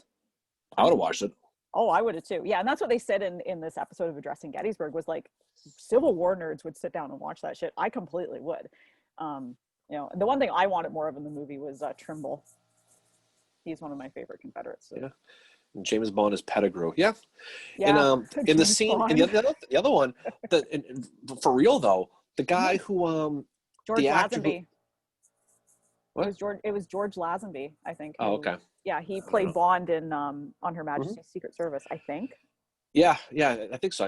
I thought, I don't know, maybe I don't freaking know. But the guy who played E.P. Alexander, again, the guy, the wall knocker there. Yeah. He would go on and have a cameo in Seinfeld. Where he put the Desperado guy. He would sing that song, and that was E.P. Alexander. And I always got a kick out of that. Desperado. We wouldn't let Elaine talk when that song was playing. That was E.P. Alexander. Gabe said, "You can thank the Disney movie Johnny Shiloh for sparking my interest before I was in kindergarten." I thought I'd seen every Disney movie. I've not seen Johnny Shiloh. Leonard, by lightning, the Indians are world champions. I'm going to say that sometime. I will say that in my lifetime. It'll probably be when I'm like 90. But I will say it. Turn the Indians are world. I'll say it to you. Mary, the Indians disappeared 50 years ago. They don't play anymore. Oh, they're world champions. Push you around a fucking wheelchair, Gettysburg somewhere. James Bond is Pettigrew. I only just found that out. Yeah, yeah. George Lazenby was he was the Bond, I think, between Connery and Roger Moore. Roger Moore, and he was Australian, and I think he was a model. And yeah, he was On Her Majesty's Secret Service. Yep. Which is one of my favorite Bond movies, and he is one of my favorite Bonds. I really like Lazenby as Bond. I thought he was. Really good. That guy was Pettigrew? Yeah. No, really? I think so. I'm thinking of a different guy. I thought he was. Yeah, I'm sure you're right. I'm the cast of Gettysburg. I think I'm thinking of a different James Bond. I must be, because you think of he's kind of stocky, kind of bald. That guy, he looks like a model. You're the Australian guy, right? Yes. That was Pettigrew? I think so. Maybe I'm getting it wrong. All right. Baxi was Bond. All right. Well, I'm pretty sure it was Lazenby, or maybe it was the other dude. Maybe it was Timothy Dalton. I don't know. I'll be honest. I stopped watching the Bond movies. Like I think I watched like around 2000. I watched my last one. I'm like, this is the same. It's like the Mission Impossible. It's like, I get it. Yeah, it's not Mission Impossible. My dad's a huge Bond fan, but he's how like, could be Mission Impossible when they solve it every fucking time? It should be Mission Impossible. But anyway, so this is shit I think about when I get all fired up. By the way, the one that marries Diana Rigg in the movie. Well, that's not helpful at all. But that's Lazenby. That's the one where Bond gets married and then she ends up dying, I think. I'll look at that. Yeah, I totally believe it. I totally believe it. Lazenby and he was Bond. All right. Well, definitely. I'm thinking of a different Bond. Is what the problem is. I'm not a big Bond guy. I've seen replays of the Connery ones. Yeah, I like those. The Roger Moore ones, I never liked him. No, I was not a Roger Moore fan. He's kind of funny, but he's not Connery when it comes to Bond. And I mean, Lazenby's one of my favorites. It's a matter of time till The Rock plays Bond in one of these movies. I'm telling you, it's a matter of time. Amazing. Or that dude who played Aquaman. Or fucking what's his face from Triple X? Vin Diesel. Oh, I thought you were talking about Hooker. I know. I was just about to say Hooker in the 34. That sign over Lookout Mountain, the neon sign over Lookout Mountain. 30th Corps always open. Yeah. Instead of the American flag over Lookout Mountain, Grant looks up and he's like, "What is that?" And it's Triple X. And there's 100 years of misery between the Red Sox. Apparently, Hooker just took that mountain. Hey, Fritz, you know what? He's going to give me shit about the Red Sox. Well, a couple facts we need to talk about right off the bat. The Rangers, never. Okay, they blew that horrific Game 7 in the World Series, and yes, they did go a long time, but I wasn't alive for that whole time, and so I've seen them win 4 World Series in my lifetime. That's pretty good. It's pretty good. They went a while, but it wasn't not my. You know what? As someone once told me, Mary, not my circus, not my monkey, not my problem. I get to see my titles. Not my circus, not my monkeys. That's what I used that at work last week. That's amazing. Yeah, Fritz, regarding the selective Alzheimer's that Darren has, he also has selective hearing. What? Yeah, 1986. Yeah, noticed. that was 86 was yeah, that sucked. It was, but I mean, whatever. Shit happens. Shit happens. They finally won. Percy Wyndham was the original James Bond. I don't believe I know him. But Fritz, to your point, the one that really got me though, 86 didn't. It was 2003 when they blew that game, the Pedro game. Aaron Boone grants the home run off Wakefield. That's the one I lost my shit on because I thought that was their best chance. They won the next year, thank God. But maybe we'll see a Rangers Indians ALCS someday. You know, Leonard said, I keep seeing C. Thomas Howell in Gettysburg and expecting him to shout Wolverines and goal with Donna Miller. Ryan said, bad time for non-American to ask what other nationalities play in the World Series. None. It's Canada and America. No, well, I think this. You know what? I should know this being a baseball guy, but I think the World Series has to do with the World's Fair. I think that's where it comes from. Mm-hmm. That's where it comes from. I found this on the web. The hell? You need to stop looking at red, Darren. Mr. Marbles? Speaking of Simon, Fritz, I'm a Cowboys fan. Yeah, can't get with any baseball talk. I'm a Cowboys fan. Hey, that sucks about Dak, though. That I hate to say. That was horrible. I witnessed that. That was horrible. I felt so bad for him. I hate to see that, but yeah. We'll see. Cowboys. God. That's a tough one. But hey, Cowboys, who knows? 1995, though. Been a while. Johnny Shiloh has Kevin Corcoran of old. Oh yeah, Swiss Family Robinson. Oh my God, Swiss Family Robinson is so good. Playing John Clem, who became a brigadier general in 1915 before retiring from the army. That's cool. Johnny Clem, he was a drummer boy Shiloh, right? Mm-hmm. Yeah. Is that what it says on here? Probably. I don't think he wrote that, but that's what it was. Yeah, he's had a cool story too. He's a good one. Yeah, well, that's cool. I'll have to look for that. Yeah, because he's buried at the National Cemetery. I saw his grave. He's buried near the Bobby Lee house, the Custis house, right? He's like he has a big stone like right there. Okay, you talk about Arlington? Yeah. Okay, I love Arlington. I got lost at Arlington. Would you believe it? No, not at all. Not at all. You getting lost? Yeah, I thought I knew where I was fucking going. I didn't. Yeah, it's easy to get lost there. Actually, that's a good one though. That's a great American history story right there. That's also where I charged up the hill towards Gibbon's grave when I found it, because I had it on my GPS, and then I literally just like hopped over this, like they had the chains up, and I hopped over it and I just like fucking took off, running up the hill. We witnessed this, like I'm like, oh my God, I found Gibbon. That's how I was. That's how I was when I found what's his name's grave, Warren's grave in Rhode Island, because his grave is a pain in the ass to find. Yeah. Even with the Find a Grave website, it's a tough one to find because he was he got buried without his military uniform, was pissed at the world. He doesn't have a very small little grave. It's one of those big gigantic ones. So bad for him. Like Warren, he was a dick, but God, he didn't deserve that.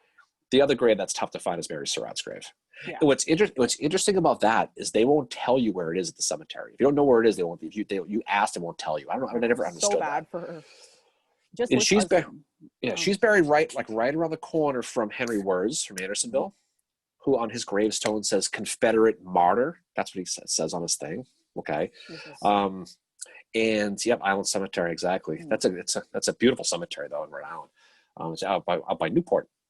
Well, when I finally can get to New England to visit you, we need to go on a bit of a road trip.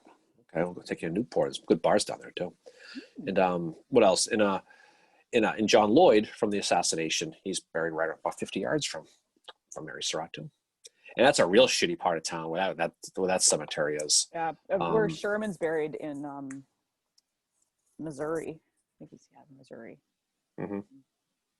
It's in a really bad part of town. I do want to go see his grave, and I want to go see Howard's as well. The worst cemetery as far as the neighborhood is got to be without a doubt Greenmount in Baltimore. Yeah, that's where Booth is buried. That's where Trimble's buried. I think that's where either Sam Arnold or Michael O'Loughlin is buried. One of the two is buried there. But that is, I mean, that's bad friggin' place. And they got these big walls that surround it. Once you're inside, it's beautiful though. But the neighborhood, holy God, Baltimore's a tough city right there. Yeah, I've been there before. But, I do want to go see Booth's grave. I do want to go see Booth's grave though. Like so I've been listening to the audiobook of American Brutus, and that is definitely a book I would recommend if any of you are into the Lincoln assassination and want to know that side of the story. American Brutus, audio or just reading it.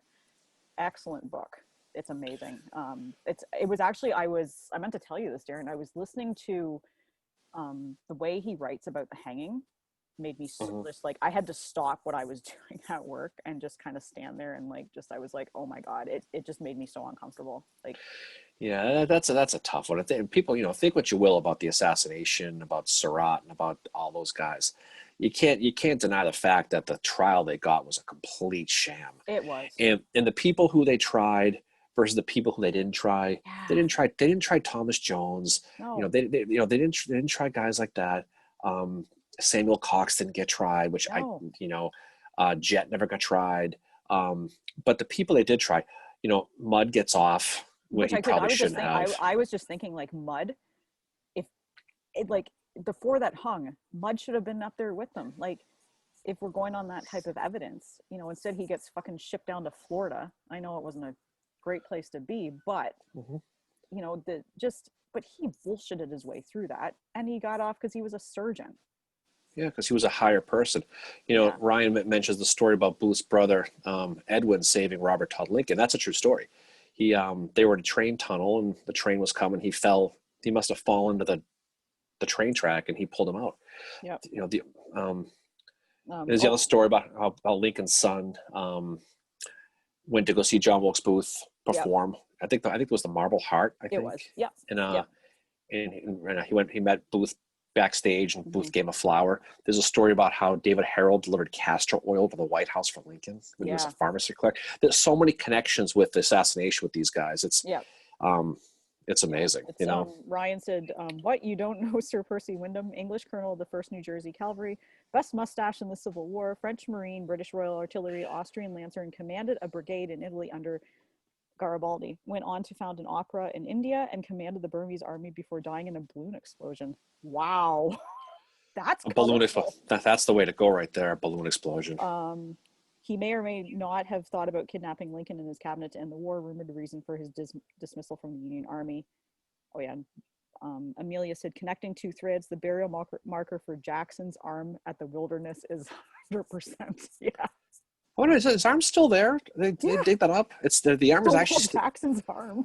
Oh, I thought they dug it up and stuck it with him. They just left the marker. His arm is still there. I think it is. Yeah. Ryan said, compare the Lincoln assassination trial to Sickles' pre-war murder trial, where Stanton invents temporary insanity to get Sickles off. Justice for those on the right. Ryan, didn't we talk about this? Yeah, and I was just going to say, Ryan, I thought about that so much yesterday, where I was like listening to the stuff that Stanton did, and then thinking like, you dick, like you defend Sickles, but you send Mary Surratt to the gallows. But didn't we have am I dreaming this, or you and I have the same exact conversation about this like a week or two ago? We did. Yeah, we did.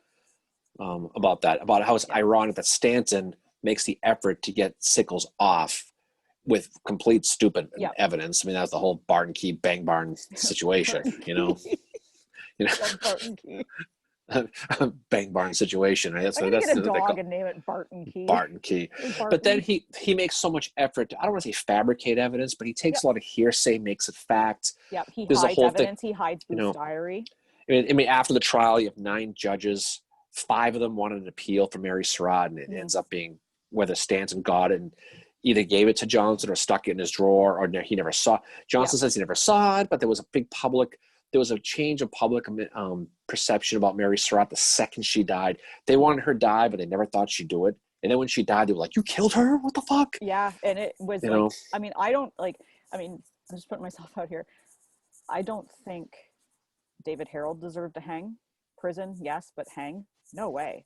Definitely not Mary Surratt. Definitely not George Atzerodt. They probably would have got. Even Powell, I'm questioning just how he was after that. And just the way the trial was so botched. Well, Booth was the only one who actually killed someone. Exactly. Booth was the only one that pulled the trigger, and it was kidnapping up until that point. The assassination is another one that's just like the episode we did, where you start to peel back the layers and look at it. And, I'm not, and this is again, I'm not at all condoning what they did. What they did was horrible. They, the one that could have saved the Union was killed at the wrong, that shouldn't have happened, but their trial. Yeah, and Ryan brings up the Democratic Irish jury, which is, you guys like Albion Howe was a division commander of the Sixth Corps at Gettysburg. These are generals.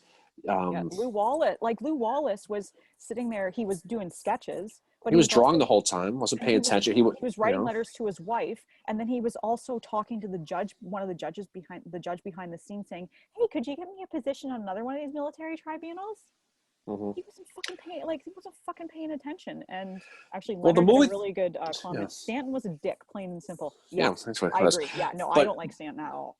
But like even Aiken, Mary Surratt's juror, the movie made him look more like a helpless victim. He was no picnic either, though. Yep. I mean, Reverdy Johnson is the judge. I mean, this is the amazing thing about it. I mean, we'll do a whole thing on Surratt and stuff eventually, but this is a guy who, he's a famous politician. He's going to agree to testify. He's going to be the guy who's going to defend Mary Surratt. Yep. He gets up there on the first day and says, "If I felt Mary Surratt was guilty, I would not be here today." Yep. And he goes home, and you know what? And he never comes back. But the reason they did that is because one of the people said this is a conflict of interest that he's on this, and they took him off because, like, it was so stacked against all of them, and it was just like I said, I don't condone what they did, but fuck, it was an unfair trial, and I don't think they needed to do it military. Mm-hmm. Well, I mean, the whole thing with the military was they said they considered it still wartime. Yeah. And they said this, you would not, same reason why you would not try a soldier in a civilian court for killing another soldier. The same reason why you'd have to treat these guys. And I can sort of see that point, but I mean, they should have had an appeal process. Yep. And because when John Surratt was finally caught a couple of years later and they put him on trial, same evidence, they brought the same people back, the same evidence, the same people. And it was a Western trial, and he wasn't found not guilty. It was a hung jury. Yep. So there was enough doubt, just like there was now. But again, you talk about this stuff now, people think you're a kook and you're, whatever. That's unfortunately, it goes back to that history memory thing. Yeah. The historical memory of how so Lincoln is, you have to be an absolute monster to pull the trigger and kill Lincoln. But when you start looking at it, just like we explored McClellan, you see like an almost different side to it. Mm-hmm. That like there was, I mean, Booth's life is fascinating up until the point that he killed Lincoln. Like, he had led a very fascinating life, and to find out that he was an animal lover, he loved children, and anybody that talked about him after would say, I can't believe he did that. That's really fascinating to me. Well, the book I just read, the Asia Booth book. Yeah. I mean, you got to take that with a grain of salt, because exactly, if my sister wrote a book about me, well, that's probably not a good example. But if someone wrote a book about you, right? She would not be Asia Booth. But she was very But she was very fair and very he was an animal lover. He did all the stuff. He talked about how he wasn't. I mean, he was a historical racist at the time, like they all were. But he used to get candy and give it to the slaves, But I mean, it's not like no one's going to sit here and try to say this guy's a saint by any stretch of imagination. No. But I think when you look at certain people talk about someone like him, like he was eating children at age 5 and was bathing in blood every single day, and he was some kind of demon. I mean, he's a guy who probably had some kind of breakdown when Richmond fell, and he felt that he just got pissed. There's all kinds of speculation about the stuff he said, and it's all hearsay, but that becomes a historical fact. It does, yeah. And the other thing that has seems to have become historical fact is he didn't fight in the war because he was a coward, and that's why he kept acting and going from city to city to city. The thing about Booth is that his mother, Mary Ann, didn't want any of her boys fighting in the war because they would have been fighting against each other. Like, Edwin was pro-Union, Booth was Confederate. She didn't want them fighting against each other, and Booth especially was very close to his mother, and that's why he didn't fight. And that's one thing that, like, I'm really seeing now that I've read American Brutus. And that's a really interesting thing about Booth is, like, he's not fighting because that was his mother's wish. Yeah. And, he obviously, he made some decisions down the line that were bad. Like, I mean, he's not at all condoning what he did, but he's an interesting person to study. and we said this before, you and I have talked about this a fucking million times, but I'm curious how history would have been changed if their kidnapping plot worked the first time. If Lincoln actually went to the soldier home that day, and they got him, and they got him to Richmond, how history might have been different. You know, we'll never know.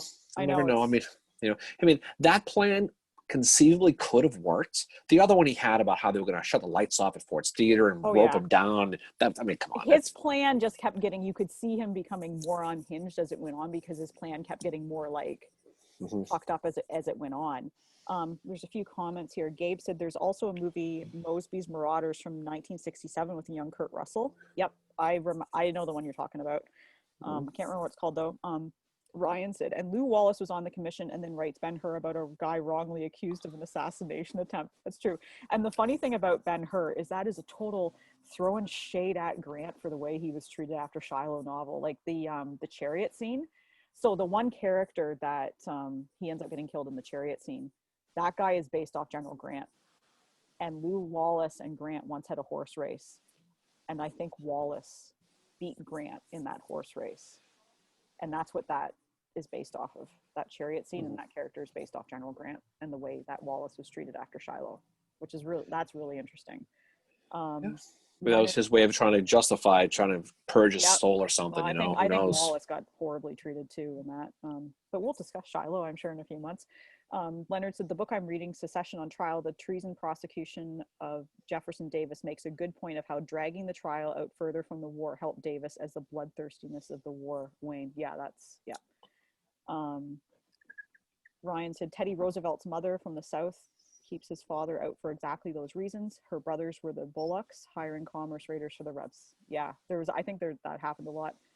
Allie said, I just finished up a pretty interesting book on Charles Dana, and it was interesting regarding the trial that he was trying so hard to find Confederate links to what happened. He was very much in line with Stanton. Yeah, they were trying to find so much that this was a Confederate conspiracy, but then it turned out there was some guy that had made all that up, and he admitted it after the trial, and he got thrown in jail for perjury. That he was like, Jeff Davis was never involved. Yeah, I mean, I'm sure there were hatched plots that they talked about. I'm sure they were. There had to be. I find it hard to believe that they would have targeted Lincoln in that spot, just because there hadn't been an assassination before. No. There's no real reason to kill him. It's not the president now. It's versus then. There's so much. There's different people. I mean, but if they wanted to go with someone, they would just go with Halleck or Stanton, or they would try to get Grant. Grant was one of the ones they were targeting, right, in the plot, because he was supposed to go to the theater, and it went from kidnap to kill pretty quickly. Like, it was, the point where Adzerat was like, I'll sign up for this shit. And it's funny how Grant wasn't there because their wives hated each other. Oh God, Mary Lincoln and her, like the way I love Mary Lincoln. She went through so much in her life. She has 2 children die. She clearly had depression. She was probably bipolar, and there was no treatment at the time. She suffered from migraines, which I had a two-day migraine last weekend. It was a bitch to deal with. And she's sitting next to her husband as he's killed in front of her. But she was, oh God, she was difficult to deal with at times. But yeah, she tore a strip off Julia Grant. And I think Julia Grant was a really nice person from what I've read. Like, she treated her so bad when they were at City Point, to the point where Julia was like, I'm not fucking going to the theater with that woman, Ulysses. Well, Mary, you can't call her Mary Todd in front of Mary Fincher. You learned that lesson the hard way. You got to call her Mary Lincoln. It's true, though. But she didn't go by Mary Todd Lincoln after she was married. That's what I'm trying to say. You can't actually. I'm actually defending you here. I know you are. But she was very jealous of Julia Dent. She was, yeah. And that's why they weren't there. And that's why he decided to get the hell out of Dodge. He's like, putting those two together. Imagine. And Julia probably said to Grant, I'm not going to the theater. You can go stand in the corner and go fuck yourself before I go. Booth probably would have shot one of them just to shut them up instead of Lincoln. Probably would have saved history, actually. Oh, God. You shut up. Shut his foul mouth. Fuck you, Julia. Well, he only had the one shot. He would have to pick one. Oh yeah, that's. Could you imagine if he missed? And Lincoln just turns around and body slams. Well, the thing about it though is if I don't know if it's Manhunt, it's one of them where he actually almost did, because Lincoln at the very moment leaned forward and just caught in the back of the ear. It's right in the back of the head. So he could have. Imagine getting the bullet just going on your. That would have hurt so much. Lincoln would have fucking body slammed into the theater. I don't know if he would have. I think Rathbone probably would have. But he had the knife, though. And it's funny, we talk about, I don't want to talk about the Lincoln assassination, but and what people to this day don't understand is why he had the Derringer and didn't have a revolver. He just had the one shot. Yeah. I don't know if he thought it was more like historical, like Burr and Hamilton or one of those deals. He wanted to be more, who knows? But, talk about balls. You got one shot at it. Fortunately it worked, but if he missed... I wonder what would have happened historically if he missed. Lincoln would have fucking taken him down. I don't know if Lincoln. He probably would have turned around and said, "What are you doing here?" Probably would have said, "Buzzard's guts, man." You fucker. but who knows? It's a game of inches, Mary. It's a game of inches. It is. Ryan said Mary Todd Lincoln was also a monster to Agnes Kearney too. Blanked her repeatedly. Scandalous younger wife who caused Kearney to divorce his first wife. Mary Lincoln also did not like Kate Chase. She didn't like any woman who Abraham was around. Oh God, she was. But Kate Chase was a fucking bitch. It's like her dad. I've been to Kate Chase's grave. She's very angry. Mm-hmm. I had to run back to Hooker's grave. The way you're talking about Hooker. Yeah, we said the other day we ran to the embrace of a hooker after being chased by Chase's ghost at the National Cemetery. Yeah, so I was visiting a cemetery in Cincinnati. Name's escaping me now. Lytle's buried there, which I want to go back and see his grave. But I was specifically there to see Chase's grave as well, more so Hooker's grave. And it was really awesome to see Hooker's grave because I had just completed doing a couple episodes about Hooker on Real Twitter podcast.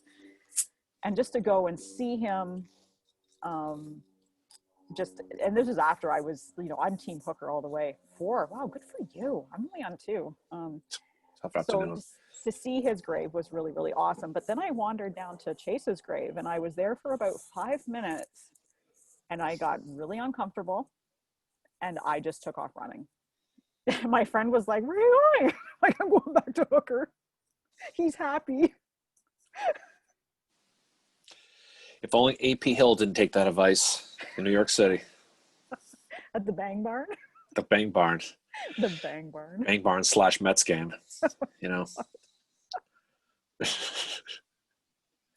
Hey, maybe he would have married, McClellan's wife instead. Oh, that is such a, getting back to McClellan, that is such a crazy story how they were both vying for her attention. And then her mother does this smear campaign against Hill.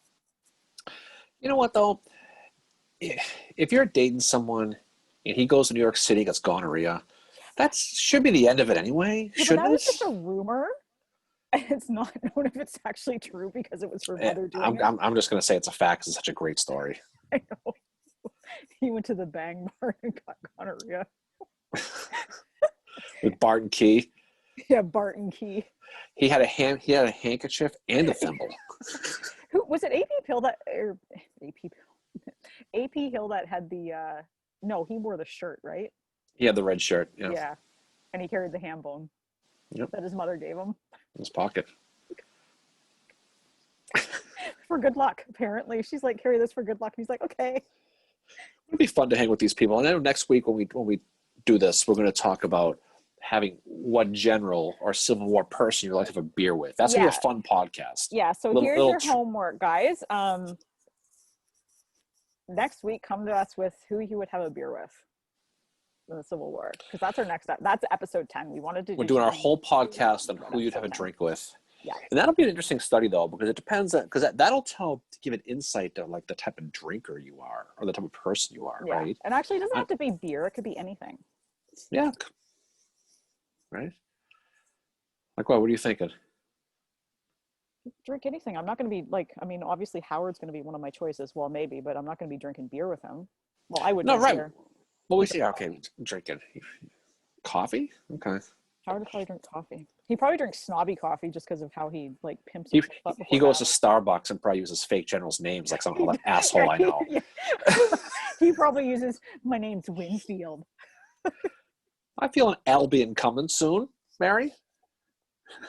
In my next Starbucks trip. What did so oh hey Paul's watching. Ryan, Edwin Booth saved Robert's life before the assassination. Ryan's on number 2 now, Black Sheep Milk Stout from Yorkshire. Nice. Sounds good. Wow. God, I wish I liked stouts, but there's some good ones though. I mean, there's some good. I mean, you gotta find the chocolate ones are really good. The porters. Is that one you've been lamenting over and trying to find? Is that the Yingling one? I had that when I was in Hagerstown last summer, down in Maryland. I know. Yingling chocolate. You know, like talking about it too much. I've been hearing about this all fucking week. But it's good though. It and really I made is. this amazing suggestion to him yesterday. He was going on about the beer again. I said, you know what? Why don't you go on a couple different Lickbo websites and see if they have an inventory like in your area and Google it. And then he was like, that might be a good idea. Do you think he did it? No. I just nod and smile half the time. That's good. That's selective hearing, right? Good to do. Ryan said it didn't stop Custer marrying his wife. Did Custer do a bang barn? Custer, were you kidding me? What a swordsman he was. Did he visit the bang barn? I think he visited many a bang barn. Apparently, Lincoln visited a bang barn down in New Orleans. That's one to get the Lincoln community going right there. Lincoln going to a bang barn. I didn't call the rail splitter for nothing.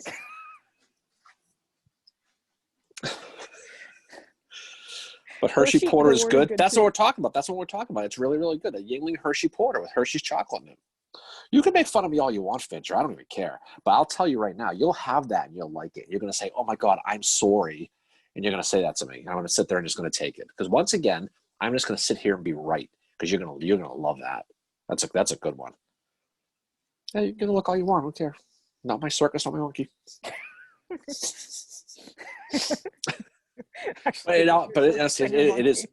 It is your circus and your monkey. I know it is, but it's true. But it is good though. In all seriousness, Paul's right. That's good stuff, and that's pretty good too. If anybody could find out where Darren could get the Hershey Porter in his area, please let him know. Leonard, Civil War Breakfast Club at gmail.com. Custer, the little bang barn. Jesus God. Yep. That's the comment right there. That's the win right there. Leonard wins. Yeah, he wins the contest with that. So Leonard did the Lego meme too. Yeah, he wins. He gets a free trip to the bang barn. Leonard, the rest is up. The rest is up to you. But you have free passage. You have your free handkerchief to wave as you walk by. You know. The little big bang barn. He didn't make it.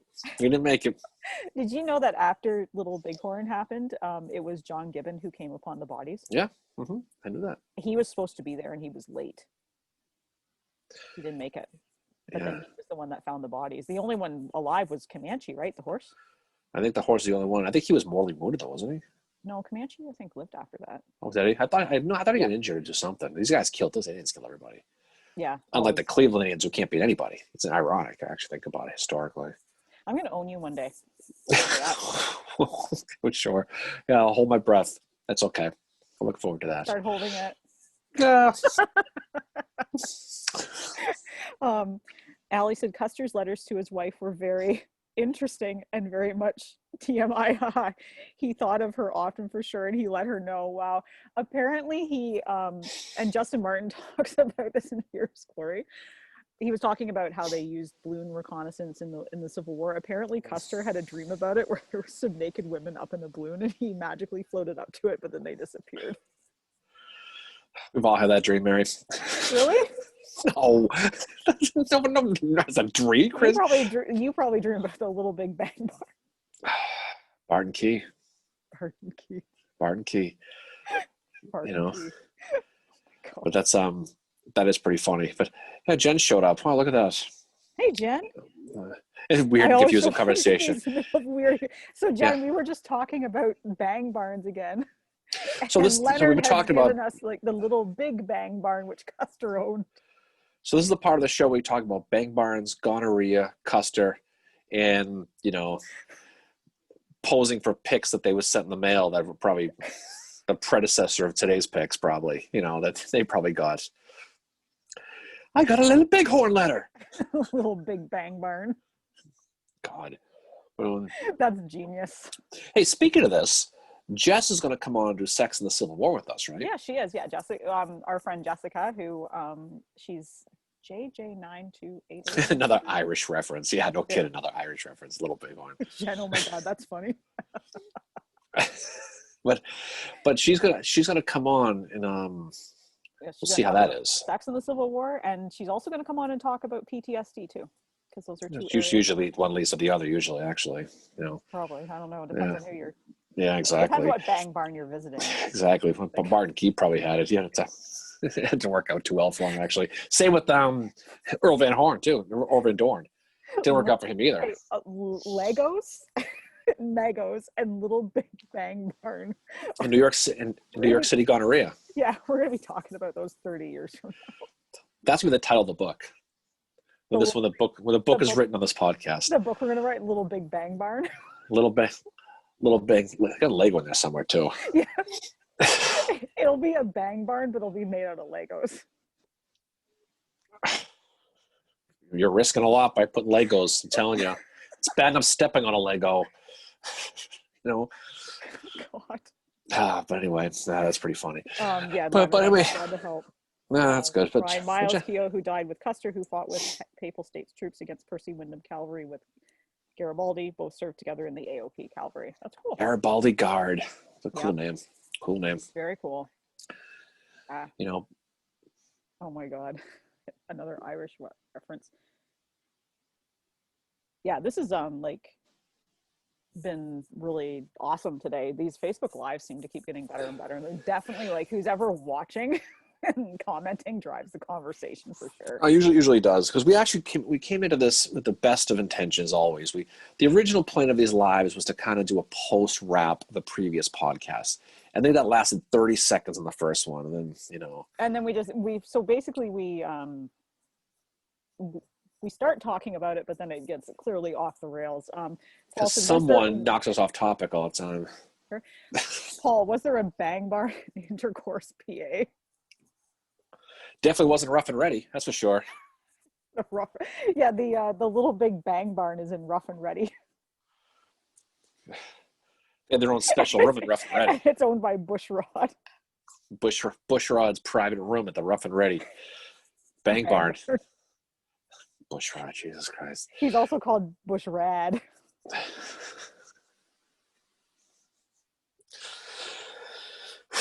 Wow. But so good. But we'll have fun with that when she goes on though. When Jessica comes on and talk about that, that'll be an interesting conversation. Yeah, Jen's actually going to be on our Halloween episode. We're going to talk about ghosts with her, so that's pretty awesome. And yeah, Jen is going to come on. I recently sent her a ghost EVP recently, which I think she appreciated. That we got to Gettysburg one time. And also, sorry, go ahead. I was going to say, with Halloween coming up, it'll be a fun topic to talk about. People, you want to piss off people in the Civil War world, talk about ghosts and talk about orbs and talk about all this shit. Yeah. But it's a lot of fun. It's around Halloween, everyone's thinking ghosts and goblins and New York City gonorrhea. But for the most part, bang barns. Bang barns. But a haunted bang barn? Oh, haunted by Hooker. No. And just to give our listeners too maybe something fun to do, so Halloween is on a Saturday this year, and we all know with COVID we're probably not going to parties, unfortunately. So if you would come up dressed up to the Facebook Live, because we're going to be dressed up to it. You can't see them. They could post pictures after, or they could post pictures on Twitter. Dingus. Okay, we're going to dress up, right? We are. What are you going to dress up as? We came up with our costume idea yesterday, remember? Did we? Bellachick and Bellatrix. Oh, that's right. I forgot. I forgot that we talked about that. Jesus. Bellacheck and Bellatrix. Yeah. Not the best around here, I tell you.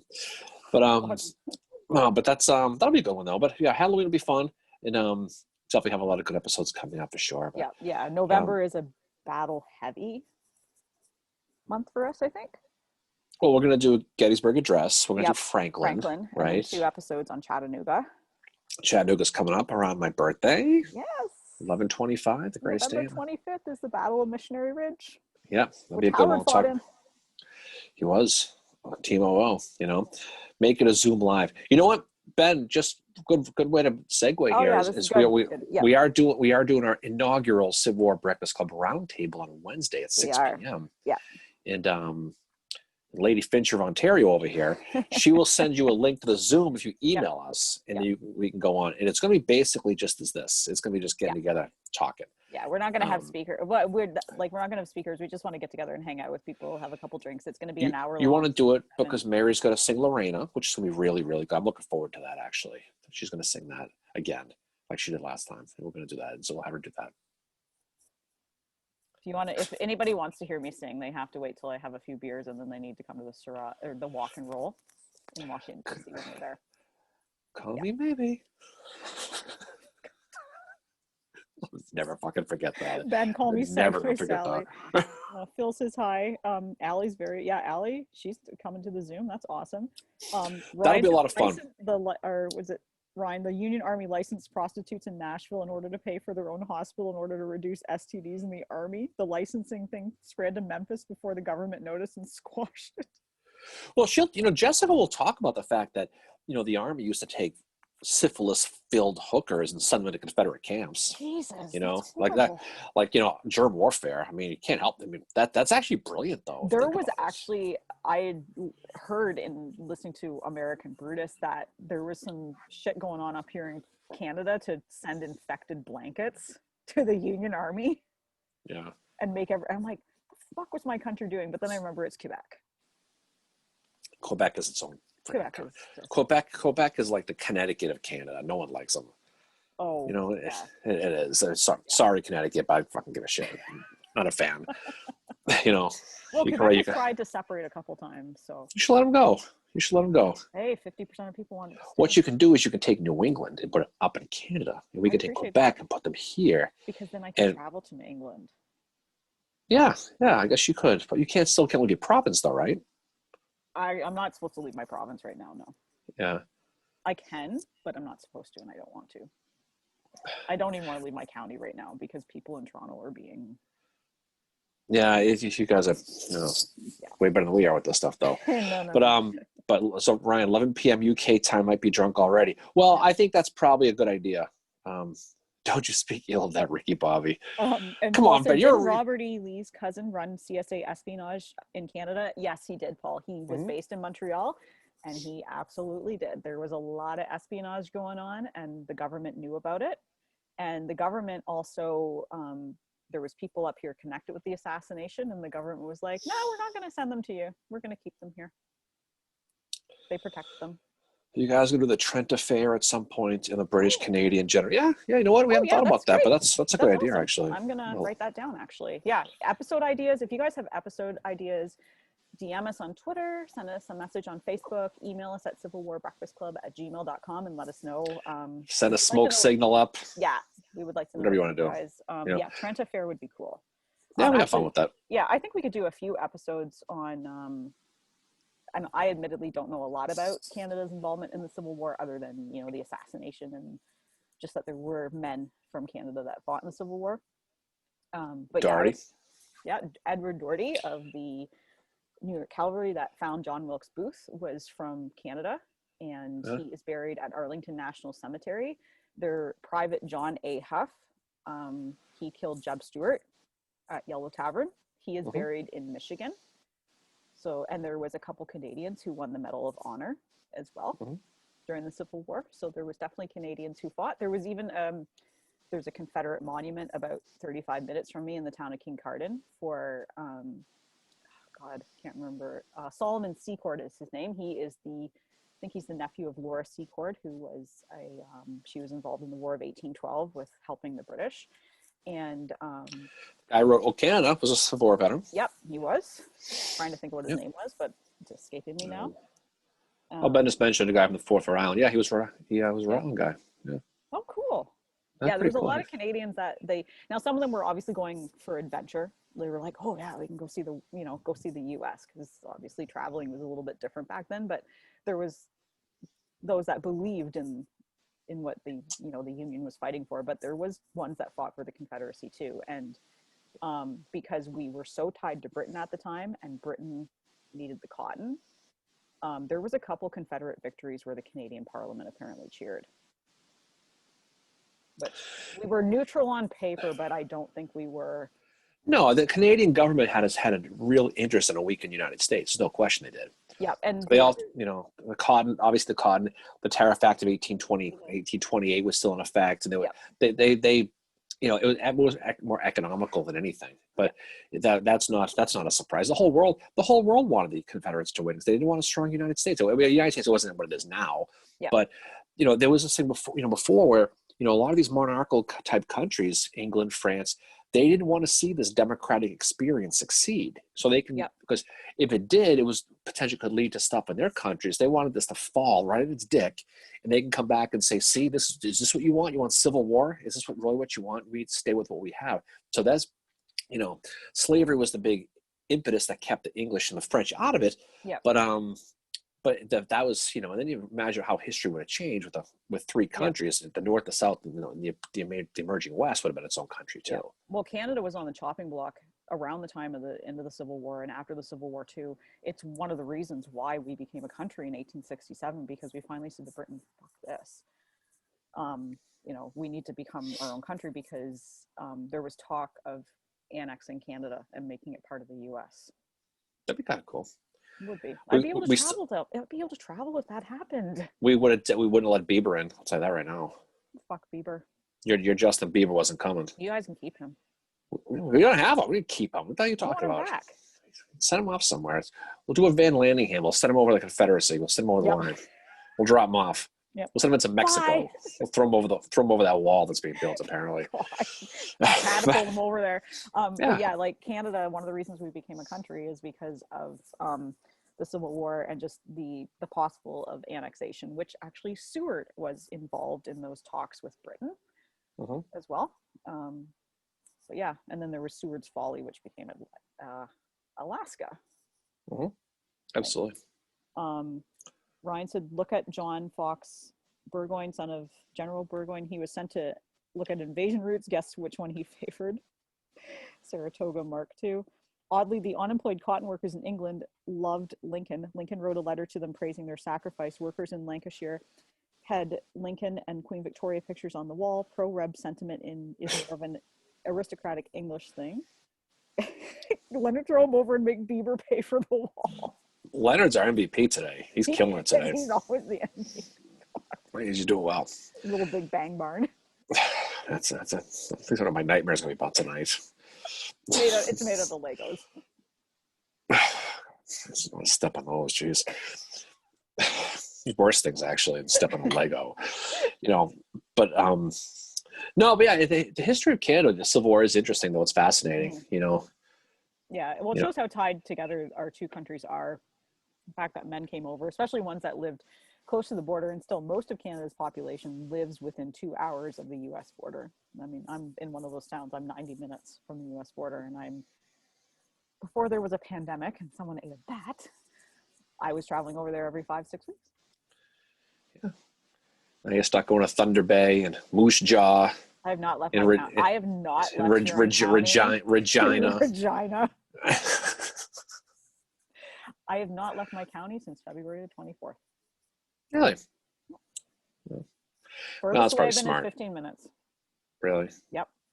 Well, I play. You play by the rules, which is probably smart. Well, it's not bad. I can get everything I need here, and if I can't, I just order it online, like whatever. I know a lot of people are being like, "Fuck Amazon" right now, but I don't feel. What's wrong with Amazon? You're keeping them going with your book enabling. For God's sakes. I am. Yeah, exactly. I need to enable you soon again, Weeks. Yeah, it's been a little while. Amazon's going to call me, ask me if I'm okay. Yep. Ryan Spoon's butler was desperate for a war with the British so they could take Canada. Yeah, we were like a hot topic. Butler, Boston guy. Was he? Yeah. Didn't know that about Butler. I don't think he's buried up here. I don't know where the hell he's buried. He's definitely not buried around here. The most surprising New Englander to me was Hooker, just because he's buried in Ohio, and I was like, oh, this is Ohio. It was funny years because there's a big Hooker statue in the state capitol here. I know I didn't take I know I just fucked that up, but and the funny part about it is anybody who's been to Boston, there's an entrance, and if you don't know history, it's even funnier. There's a big entrance to the state capitol, and it says Hooker entrance, and the big joke is that's where the hookers go. This for the politicians. And I took a picture of that one time. That was pretty funny. But he has a statue there, and there's a really good picture of the dedication, all the people lined up. But no one ever goes to the Hooker statue. No one, it is what it is. But yeah, I always thought he was buried in the city somewhere. I thought he was buried in Cambridge with all the other Boston people. But he's buried in Ohio. I don't know how the hell that happened. I think that's where his wife was from, and that's where he lived. And he didn't live, like, he was one of the ones that to me died early, but he had a series of strokes after the Civil War, which, as I've said before, I think they were probably caused by that concussion he got at Chancellorsville. I think that really fucked him up. Yeah, Leonard says Butler was buried in Lowell, Mass. That makes sense. I figured it'd be Massachusetts somewhere. Yeah. That'd be a good. That's a grave I got to go visit. Ryan's book enabling, A World on Fire: Britain's Crucial Role in the American Civil War by Amanda Foreman. Yeah, how the Spice Girls saved the Union. To become one. Exactly. That was the whole point. Yep. Oh, and Paul says one of my favorite American Civil War books. Oh, wow. Oh, cool. Okay. Oh, this is awesome. Definitely. Yeah, and if you guys, we have one of our listeners. We exchange with him frequently on Twitter. Perry, he invented the hashtag Civil War Book Enabling. And we sometimes... You had that on your Twitter handle for a long time. The Queen of the Book Enablers. Yes, remember that? But I took it off because I'm Chickamama now. Yeah, you've had nice. And people already know me as the Queen of the Book Enablers. That's my rep. You are. Yep. I'm just writing this book title down. Yeah, I think we need to do a book club sometime too on this. We could do that. Because that's what I need is more friggin' books. Fucking Mary suggested I buy. I got a whole stack of them now. Book club dingus is you can recommend the books, so you can recommend one you already own. But I'm going to get recommended books to me, though. That's not like this. I'm not running the show here. It's a book club. I've never been in a book club, admittedly. We have one in Rail Splitter. It's fun to do. It would be fun to do one on here. Yeah. Yeah, well, that's a good idea. You can take care of that. Okay, fine. Maybe you won't be part of it then. I'll bring someone else in. No, fine. Whatever. Give me a night off. It'd be cool.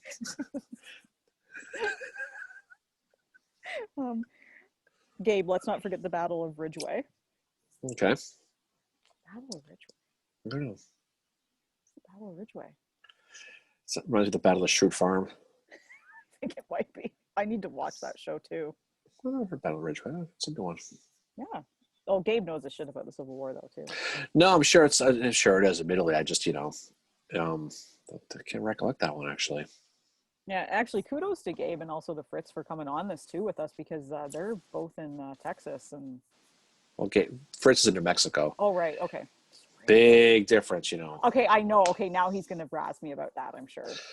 Well, Fritz is a Texas. I think he's Texas. Yeah, it's pretty close though. But it's nice down there though. But getting up, it's only an hour behind. It's only 9:00 in the morning or 9:15 after Zoom problems. So it's not that late. So I didn't say it was your fault. I didn't say it was your fault. Last week, and it wasn't my fault last week either. It was Zoom's problem. Anyway, no, it wasn't your fault last week. It actually wasn't. But no, that there's a lot of this. You know what? We could do a podcast on obscure Civil War battles too. Yeah, we absolutely could. There's one in April you and I have been talking about. We can do that one.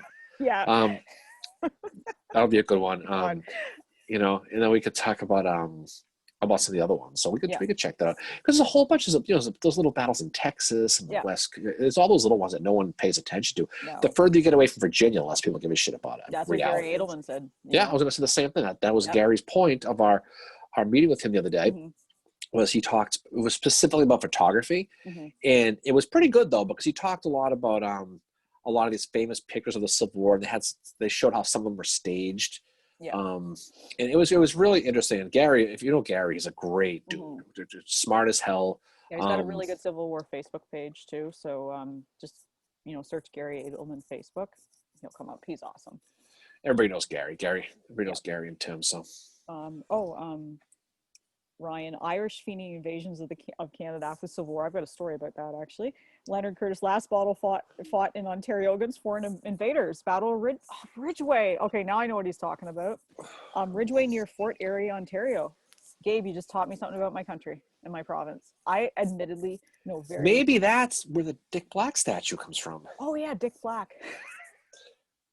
You want to tell the Dick Black story? No, I think this is better coming from you.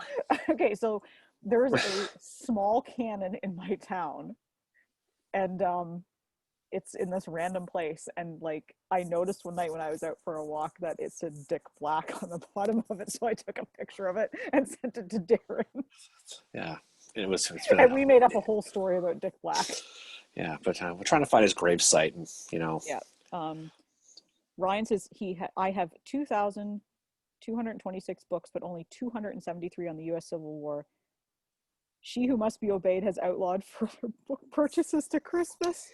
It's like drug smuggling at the moment. I'm hiding them everywhere the way home. The funny, he's right though. Ryan's right. Buying books is like it's you want to talk about addicting. It just is. Like you'll watch a podcast like this, or you'll watch a lecture or something, and someone will mention a book, and you'll look it up and go, "Oh, that book sounds awesome! I'm gonna buy it. Add to fucking cart."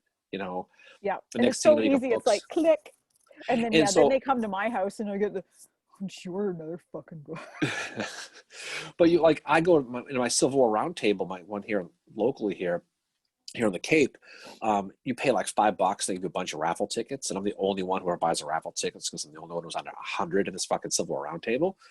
And so I end up walking out of there with like 7 or 8 books, and they're like really good books. And I pay like $5. I got like 10 fucking books. So I'll come home with this gigantic satchel of books, and I have hundreds and hundreds of Civil War books. That's all I really read though. That's all I ever read now. That's all I read too. I just read about the Civil War. I used to be like, okay, I got to read other stuff, and now I'm like, fuck it. I'm 38 years old. Do what I want. Yeah, you're getting old. No. So about the Fenians. So there's all these cannons, and I've shown you them before, Darren, on video and stuff. Those cannons that are overlooking the lake. Mm-hmm. So my grandma and I were out for a walk one day, and I was like, "What's with the cannons?" And she's like, "That's the Fenians." And I'm like, "Who are the Fenians?" And she's like, "Oh, they were going to invade Canada after the Civil War." And she said, we kept those cannons up pointing towards the lake because those cannons are pointing towards America. And that's just so they won't come invade us again. So she told me the cannons were there to keep the Fenians out. Smart. But the interesting thing about the Fenians is the threat was so real, especially for my town, which was a port town. So we actually have the world's largest salt mine here in Goderich. Compass Minerals, also called Sifto Salt Mine. Is here in Goderich, but we were a very important port town, and we had, boats coming in from the US all the time. And it was thought that if the Fenians were going to invade, one of the places they were going to come across from was Michigan, and they were going to come invade through Goderich. So in, I think it was 1866, there was a Civil War general that paid a visit to my town, and that Civil War general was William Tecumseh Sherman. So he came. That's a great story. He came to my town, and I should actually really post photos of the harbor and stuff like that where he came into. There's a tree here on one of the trails that overlooks the harbor. It's an old oak tree, which is it's close to 200 years old apparently. Sherman saw that tree and pointed it out when he was here, and it's known as the Sherman tree in my town. It's gigantic. I've been out to visit it quite a few times. But when he was in my town, so he went to quite a few parties, not shocking. And those houses where he went to are still standing. They're the ones that are very close to the lake because that's where the oldest houses are in town. He also gave a speech at a local hotel, which I walk by the spot of that quite frequently when I go on my daily walks, because I go on walks every day after work. But yeah, he visited my town. That's cool. And I'm pretty sure I know his route that he went through, how he came up. He would have went by the old jail that is in town that was built in 1842 and is now a National Historic Site. So he would have seen that when he was here. But yeah, he was in my town, and it's not in any Sherman biographies at all. Like, he doesn't write about it. But apparently, there was a local teacher that knew quite a bit about it and wrote an article about it in the local newspaper. Sherman came back to this area, and he stayed at a place called the Point Farm, which is just outside of Goderich. It was a resort. It was a hotel. It burned down apparently a few years after he stayed at it. Funny, hotel Sherman stayed at caught on fire. Ironically. Anyway, he stayed there. But one of the reasons he came back here was he liked the area so much. But there was a Confederate general who lived in this area, and myself and this teacher have yet to figure out who it was that Sherman was friends with that he came back to visit. Interesting. Yeah. So this message brought to you by the Goderich Chamber of Commerce. Yes, come visit my town. General Sherman visited here.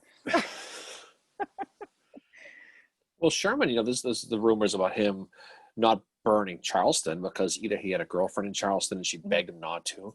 There's also a Freemason story that he, you know, if you put a Masonic, you know, the Masonic symbol on your door, they wouldn't burn you out. There's all kinds of stories, but who the hell knows? But his theme song when he got to that area was "We Didn't Start the Fire." This town is on fire. Yeah, we didn't start the fire. Wade Hampton. Was that Alicia Keys? Alicia Keys?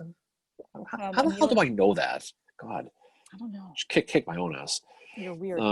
Amelia said, I grew up near a micro-battle skirmish area in Louisiana that was part of the overland plan to Texas. Lots of activity, but not really part of many conversations. Mini balls were popular show and tell items in elementary school. That's awesome.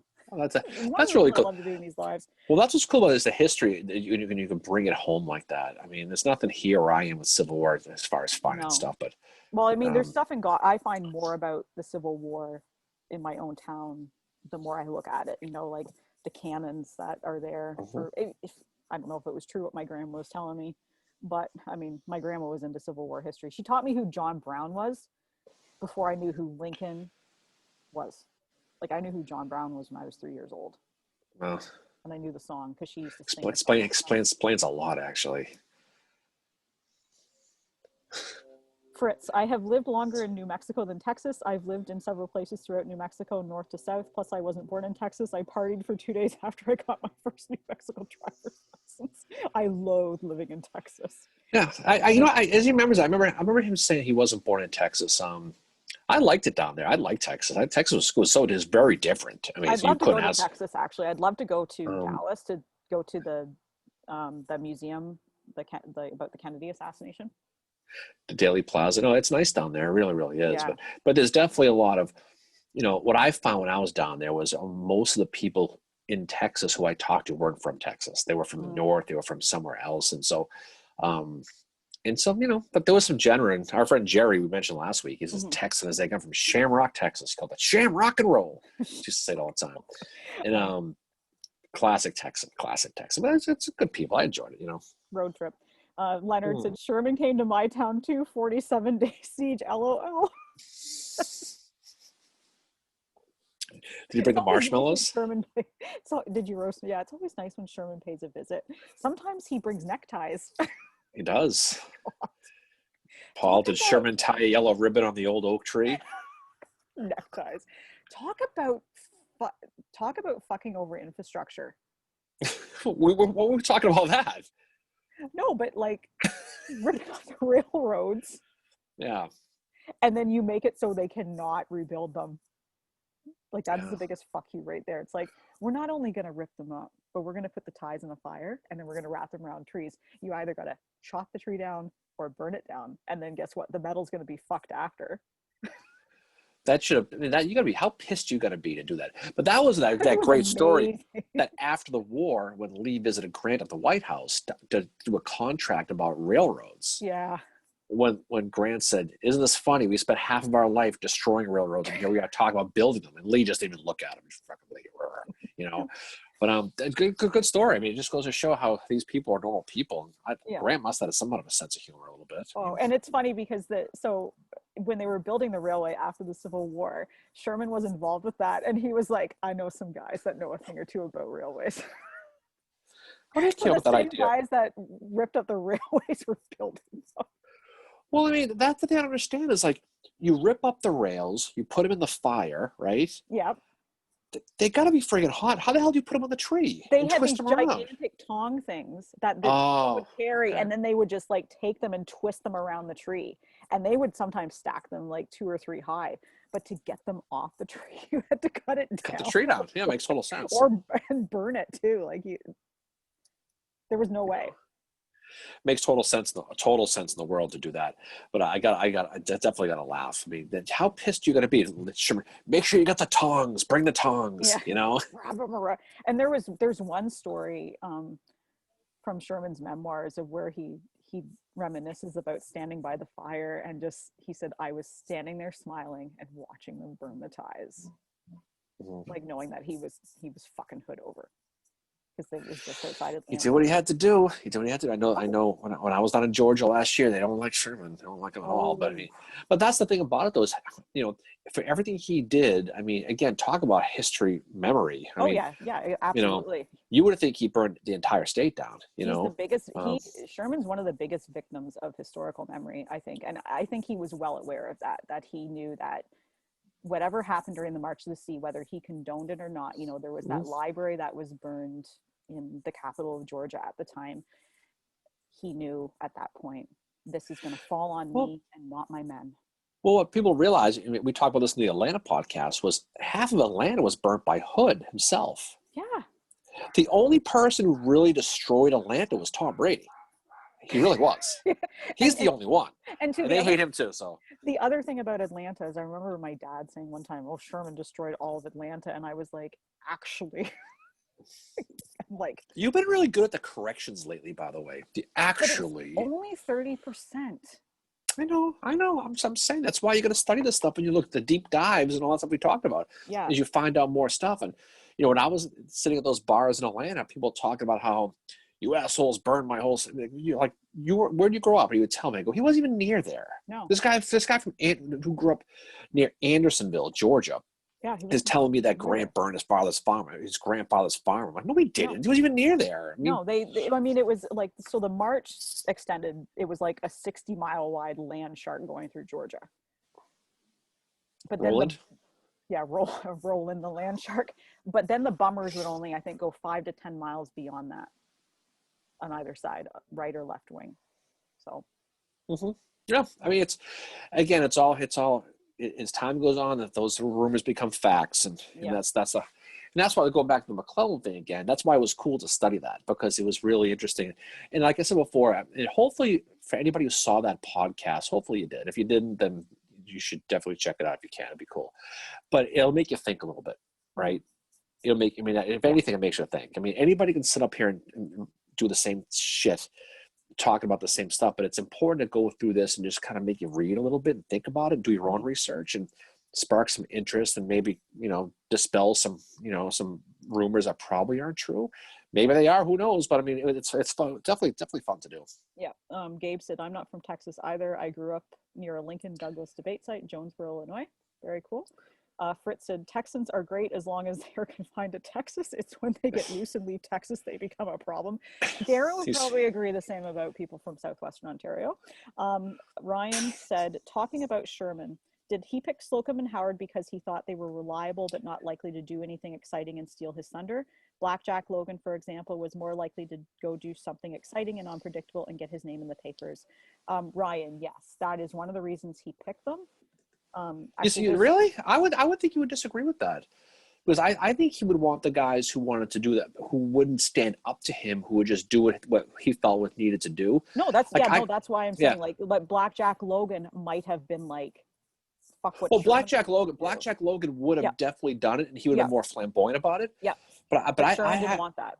No, that's true. But I think he wanted guys who knew that. I think he wanted I don't want to say steely-eyed killer type people, but I think he wanted people to do the job he wanted without any sort of repercussion, as far as like, I'm not going to do this type thing. And I think that's why I think he picked the people he wanted that were going to do the job. Yeah. I don't know if it was so much about publicity. Maybe. I think that could have tied. That's a good point, and I think that probably did tie into it too. Is he didn't want anybody that was going to be fucking flamboyant about it. Was Jeb Stuart, for example. Ryan, there's a really good book that I've read and Darren is currently reading called Southern Storm by Noah Andre Trudeau, and it is about Sherman's March to the Sea, and he talks about this. I think he chose Howard and Slocum because they were commanders who were also very much soldiers too, that they would follow his orders to the letter. But if there came up something where they had to make their own decision, he knew they were going to make sound decisions. He knew they were calm and collected. And that's why, and he knew they weren't going to be, you know, shoot now, shoot some more, and when everybody's dead, ask a few questions. Like he was people that would follow his orders. He was. It was like the stories of Vicksburg, where, you know, back when when Grant would go east and eventually to Mississippi, he would go back towards Vicksburg, part of the Vicksburg campaign, and there's all those stories. Battle of Champion Hill I read about again the other day, where, you know, these Union guys were going through these neighborhoods looking for buried silver. Right. And there's that really awful story where this woman's infant who died was dug up 3 times by Union soldiers while they were looking for silver and things like that. And I think what he'd be looking for would be guys who would do the job without going friggin' berserk haywire. I think I think that's why he picked them. I mean, I don't fucking know, but I think I would think he wanted guys the Belichick model: do your job and that's it. Yep. Don't go, you know, we don't need a friggin' Nathan Bedford Forrest being the scourge of Georgia. And that goes to speak of Sherman in a positive way for Georgia, because he did that when he could have taken people who probably would have been, who could have really, whoever was his wing commanders, they could have done anything. I mean, it could have been pillaging, raping, murdering, the whole deal. And he, as far as I know, it didn't happen. They just did what they did. And that's just something to what Sherman thought of their character too. Specifically, I'm thinking specifically of my favorite general, O.O. Howard, after what had happened to Howard at Chancellorsville and his reputation after Gettysburg. You know, Sherman sees something in him that he clearly saw talent. And there's actually, I read a really good quote recently about what Sherman thought of Howard's character. And I've had people say to me on Twitter before, he only picked him because he went to West Point and Logan didn't go to West Point. It's like, no, that's not why Sherman picked him. Sherman picked him and Slocum for the reasons that Darren said too. You know, you want somebody that's not going to go ape shit. You need someone who's calm, cool, and collected, going to follow orders, but also, if it comes down to it, be able to make sound decisions that are not going to fuck everybody over as well. Yeah, I mean, you could have been. Look at some of the guys in the West. I mean, they weren't around back then, but like a Rosecrans, what he could have done, he would have fucked that up completely. Oh, yeah. I mean, but you could have taken a complete head case, and it would have just, it could have, Blackjack Logan's a perfect example of it, actually. He mentions that. That's a guy who you don't want in that spot. Yeah, and to be able, that was one of Sherman's talents, is he's looking at the men he has, and he's not looking necessarily at their rank or their education. He's looking at, okay, what's their personality like and can they do this? It's the same thing that you see with Meade at Gettysburg, with putting Hancock in charge, and Howard outranked him. And as much as I love Howard, I do understand Meade's decision. Meade chose someone that he trusted, and he didn't know Howard very well, but he knew Hancock, and he knew Hancock could handle it. But Howard handled himself pretty well until Hancock got there. Yeah, I mean, we'll do a whole thing on the Hancock, Howard thing at Gettysburg and that whole thing. And there's all kinds of, truth and fiction about that whole thing. But I mean, Allie said Grant had, this is great, Grant had a low-key great sense of humor. Low-key is one of my favorite terms. As Darren it definitely is. During the election, he was reading back all the results as if Little Mac was going to win, and Grant's staff was so upset, and some of them went to bed, and then Grant kind of smiled and was like, LOL, just kidding, Lincoln won. God. Gabe said that goes back to Civil War memory or false memory. Yep. Yeah, absolutely. Leonard said, I read Demon of the Lost Cause, Sherman and the Civil War History this summer. Great look at historical memory and Sherman's treatment by it. Gabe said Logan was from Southern Illinois as well. Absolutely, he was. Ryan said, and they owned fucking B. Brian didn't say fucking B, I did. And also they owed their redemption to Sherman. Gabe said Murfreesboro, Illinois, 30 minutes from where I grew up. And Ryan said no interest but their careers in the Army, not political ambitions, unlike Logan. Exactly. And Sherman hated politicians. He did not like political generals. And Howard and Slocum did not have any political aspirations at all. No, I don't think they did. I mean, it was clear they did. You know who did, who didn't, but yeah. And Ryan said, what about Kilpatrick, the antithesis of Howard and Slocum? I was just thinking about him too. And Sherman knew he was a loose cannon. Sherman fucking knew that about him, but Kilpatrick was going to get shit done. He's another transplant from the East too. Kilpatrick, say what will about him, but he did a good job with chasing down Lee after Gettysburg. I mean, as far as Monterey Pass and that whole thing, he did a good job with that. It just didn't work out. But those cavalry guys did very, very well with that. And he gets the kill cavalry reputation with Elon Farnsworth and all that stuff. And he was definitely kind of a nut. And I don't think drunk. He was, but he wasn't going to be. He would have been considered for a wing position though. Oh no way. I think but I think what Ryan's saying is like, Kilpatrick was in charge of the cavalry, so that's a pretty big role there. But it's not, it's not a wing commander, and he's basically just. I think the cavalry was able to they're screening, they're looking for where they're at, and I think Sherman had the right man in Kilpatrick with that. Yep. Well, we'll do a whole March to the Sea. That'll be coming up pretty soon. We've got a few March to the Sea episodes actually. Those are going to be. You want to see Mary excited March to the Sea. Yep. Oh my God. Yeah, and one of the best accounts of the March to the Sea, if you want a really good overview of it. So Southern Storm is very in depth. It covers just the march. But Robert L. O'Connell's Fierce Patriot, the biography about General Sherman, gives one of the best overviews I've ever read, and he refers to it as being a land shark. Did you talk about Ringgold Gap being where it starts? No. Well, then you throw it away. That's a local point of view, and I agree with the locals. Then you have to throw that book away because it's factually wrong. I'm agreeing with you. Give me that look.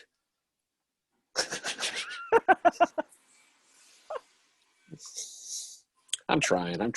I know you are. I'm trying. Well. I'm trying to help you out. Trying to make your case. Very well. Have you bought Fierce Patriot yet, though? No, not yet. That's on there. Because if I buy it, I'm not going to read it for a year. I got 10 friggin' books to read now. I actually have to buy a new copy of Fierce Patriot because I left mine out in the rain. Good. Whose fault is that? You can buy it and I'll borrow it and save me money. Fine. Mm-hmm. I'll just buy it and send it to you, and then you can bring it back to me. Yeah. Deal. When I jump over the border, when I escape. The catapult over at calories, so I should. Definitely. The Canadian catapult. Oh, well, we should get ready to jump off here since it's already Q1. Jesus God. Yeah, this day is shit, kid. Yeah. I don't know if it's so raining or not. It feels like it. Awesome day. No, it's been a great day. It's been a great again. Paul said Fierce Patriot. I agree. Yeah, it's one of my favorite Civil War biographies is Fierce Patriot. Definitely. Laugh out loud, funny. You talk about it all the time. But this was a good one. We had a good podcast. We got over your emotional disaster from this morning. We had a good podcast. And and then we had a good Facebook Live. And but no, I think but so a couple things before we jump off. I know people have other things they want to do in life besides listen to us goofy asses talk for 2 hours. But we have the round table at 6 p.m. on Wednesday. So if you are interested, email the Civil War Breakfast Club at Gmail. Yep. And we will get you that. We will get you that Zoom number that Mary will get to get over to you. And she'll do all that, and that'll be fun. It'll just be like an hour. That's all it's going to be. Yeah. And then we're going to do our podcast on who you would drink with. We'll do a little fun little drinking episode because that's something different, I suppose. And then we got some fun stuff planned. So I think that'll be pretty good. And then next week we will talk about this. We'll be dedicated next week's live to pretty much just drinking with generals. That'll be. Yeah. That'll probably go off the rails and go into history. Is what they'll probably do. The Little Big Bang part. God, I tell you. God. But anyway, Ryan said, "Super, my first one. I'll be back." Awesome. Thank you, Ryan, and thank you for thanks for everybody jumping on. This is we have a lot of fun doing this. Yeah. We talk like this all the time, so we just it's fun to do this and just kind of bring everybody in, just let us do our friggin' thing. But definitely try to do the round table if you can. And like I said, it's just gonna be just like this, except you guys will be on the screen too talking. It'll be fun. It'll be good and laid back, and we'll talk about some Civil War stuff. We'll nerd out a little bit, bring some libations, bring something to drink, and it'll just spend an hour doing it, so you don't have to dedicate too much time. So tell your friends, tell your neighbors, wake the kids, whatever you want to do. Get them to do it. So it'll be a lot of fun. So Gabe said, by the way, I have first edition copy of Sherman Fighting Prophet from 1932. That's awesome. And Ryan said, super, begin negotiations to stay up for the round table. Ryan, we would God, you'd be our hero if you stayed up and came on for that. It's 11 o'clock at night, right? Yep. It's only an hour. It's not that late. Fritz, what about an episode about who would be your AA sponsor? Mine would be Howard. Howard or Claiborne? Who would be a? That's a good one. That's a good I'm gonna think that's Fritz. You stuffed the panel on that one. I don't know what I would say about that. You'd be Howard. Yeah, Howard would be. Howard or Claiborne would be my AA sponsor. Who would I be? I think I'd go the other way out of Butterfield. Go the totally other direction. Yeah. I'd feel better about myself hanging with him because of how much he drank. That's what I would do. I would hang with him, and then I'd say, Jesus Christ, I need to stop. I don't want to be like this fucking guy. Then I'd be cured of the devil's liquor, as John Brown would say. Paul OO for AA. That sounds like a T-shirt idea right there. And I was just thinking that, yeah. Oh, yeah. It's like when Dunder Mifflin did the John office with the Gettysburg. Would be your AA. Yeah, I could have Charles Dana. That's true too, because he would fucking watch you like a hawk. He would everywhere I go. He wouldn't tell you about it. He would just write to everybody and else. Somehow he would like disappear to Georgia for the day and come back. We don't know how the hell he got there. I'd be getting text messages from him, and he'd be saying, "He's drinking again, but I'm not going to say anything." Yeah, I want to be his friend. I just be his friend. Then you call me. Are you drinking, fucker? Fucker, fucking drinking. Like, fuck Charles. You know what he's talking about. He's a dick. Anyway, this has been wonderful, guys. So everybody who joined us this morning and commented all that, you guys are what helps make these Facebook Lives so awesome for us to get on. And basically, absolutely, we set out thinking these are going to be half an hour or an hour. No. Now this one's 2.5 hours. This is a record. That's about the average. Like the last. Where's Jen Rowley, by the way? Where the hell did she disappear to? I don't know. Well, she didn't go on today, and Andrew didn't go on today. No. Jay Price was on for a little bit. She was. She always tops by. Yeah, she always tops by. She's awesome. No, I mean, everybody has stuff going on, and they can. So I will be posting this on YouTube later on today as well. We post our episodes on there too. So if you want to watch our episodes and see how we interact when we do our episodes on Tuesday nights, which is when we record. Ryan said, not Lincoln, get him to bite one of my other generals, not helpful. You know, it's funny. I know we're going to jump off here in a second, but we had this conversation. I had lunch with one of my Ranger friends at Gettysburg a few months ago. We had the same conversation about who you would drink with. It's actually harder than you think it is to think about it. Like right off the bat, Grant would be a disaster.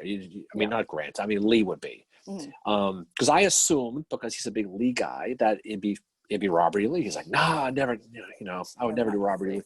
It's actually a hard thing. So I'm going to say how we're going to do this. We're going to think about how we're going to play this when we go into it. I think you and I need to pick 3. Mm-hmm. Pick as many as we want. We'll see how many we can discuss, but we don't tell the other who we're picking. And we just go back and forth, And you're going to, and so, like I'll say, like, okay, we'll do this later. Don't do this right now. Christ's sakes, we'll figure this out. So people listening, people watching this, next Saturday, that's what our Facebook Live, we're going to try and devote it to that. Just drinking with generals. So think about who you would like to drink with and why. Mm-hmm. And it doesn't necessarily have to be alcohol. I bet I know who Jen Price would drink with. Oh, Sickles. She just signed on. Oh yeah, Sickles. I think he'd be the one I'd pick. He's one I'd definitely pick. I'd make him bring Dandy and Bobo though, his dogs. Really? What are they gonna do? I like dogs. No, but they're not gonna help with the drinking. They can drive. Dogs around me.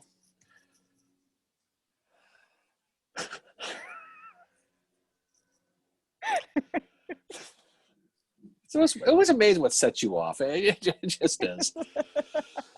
But, Braxton Bark. Ryan's going to put his on Twitter. He said, so it's 3. Yeah, just pick like 3 generals and just, tag us on Twitter and let us know who you would drink with. State your case. Why? And again, there's no friggin' wrong answer. I just thought of one. No matter what she says. Good one. States' rights. States' rights gist. States' rights gist. This is the only place you'll find a Canadian woman do a Southern accent, by the way. States' rights gist. States' rights gist. Well, someone accused you of having a better Southern accent than I did. That was Ben. Yeah, which is probably true. I can't do a Southern accent. But I brutalize the Southern. I brutalize everything, including Massachusetts. You can't say that word. You can't say it. You're getting better, though. You are getting better. But all right. Well, I guess we're done for now. I think we've done enough damage for one day. So, because it's hard drinking 4 drinks when the bathroom is just painfully out of way right now. So. You can always like step off of these and do that. But this is a marathon, not a sprint, Mary. Stick with it. I'm like a U.S. Grant. Go. You're gonna be the first one after this thing signs off. You're gonna, I gotta pee so bad. You're gonna say, yeah, but you're gonna. So this is the same thing I'm doing.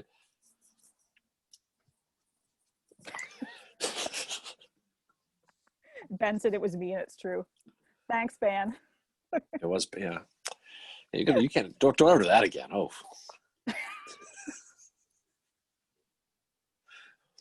If this will be my self-rising again, I say no, thank you. States rights, jeez. Yes. Porta John, Porta Johnson Marathon. I never ran a marathon. I did a 10K once, a few times. I think our Facebook Live actually stopped due to technical errors. Yes, I just got an error message. So. Oh, all right. Well, I guess I'll note on here. Sorry if the live dropped. Yeah. Mary hit the wrong button.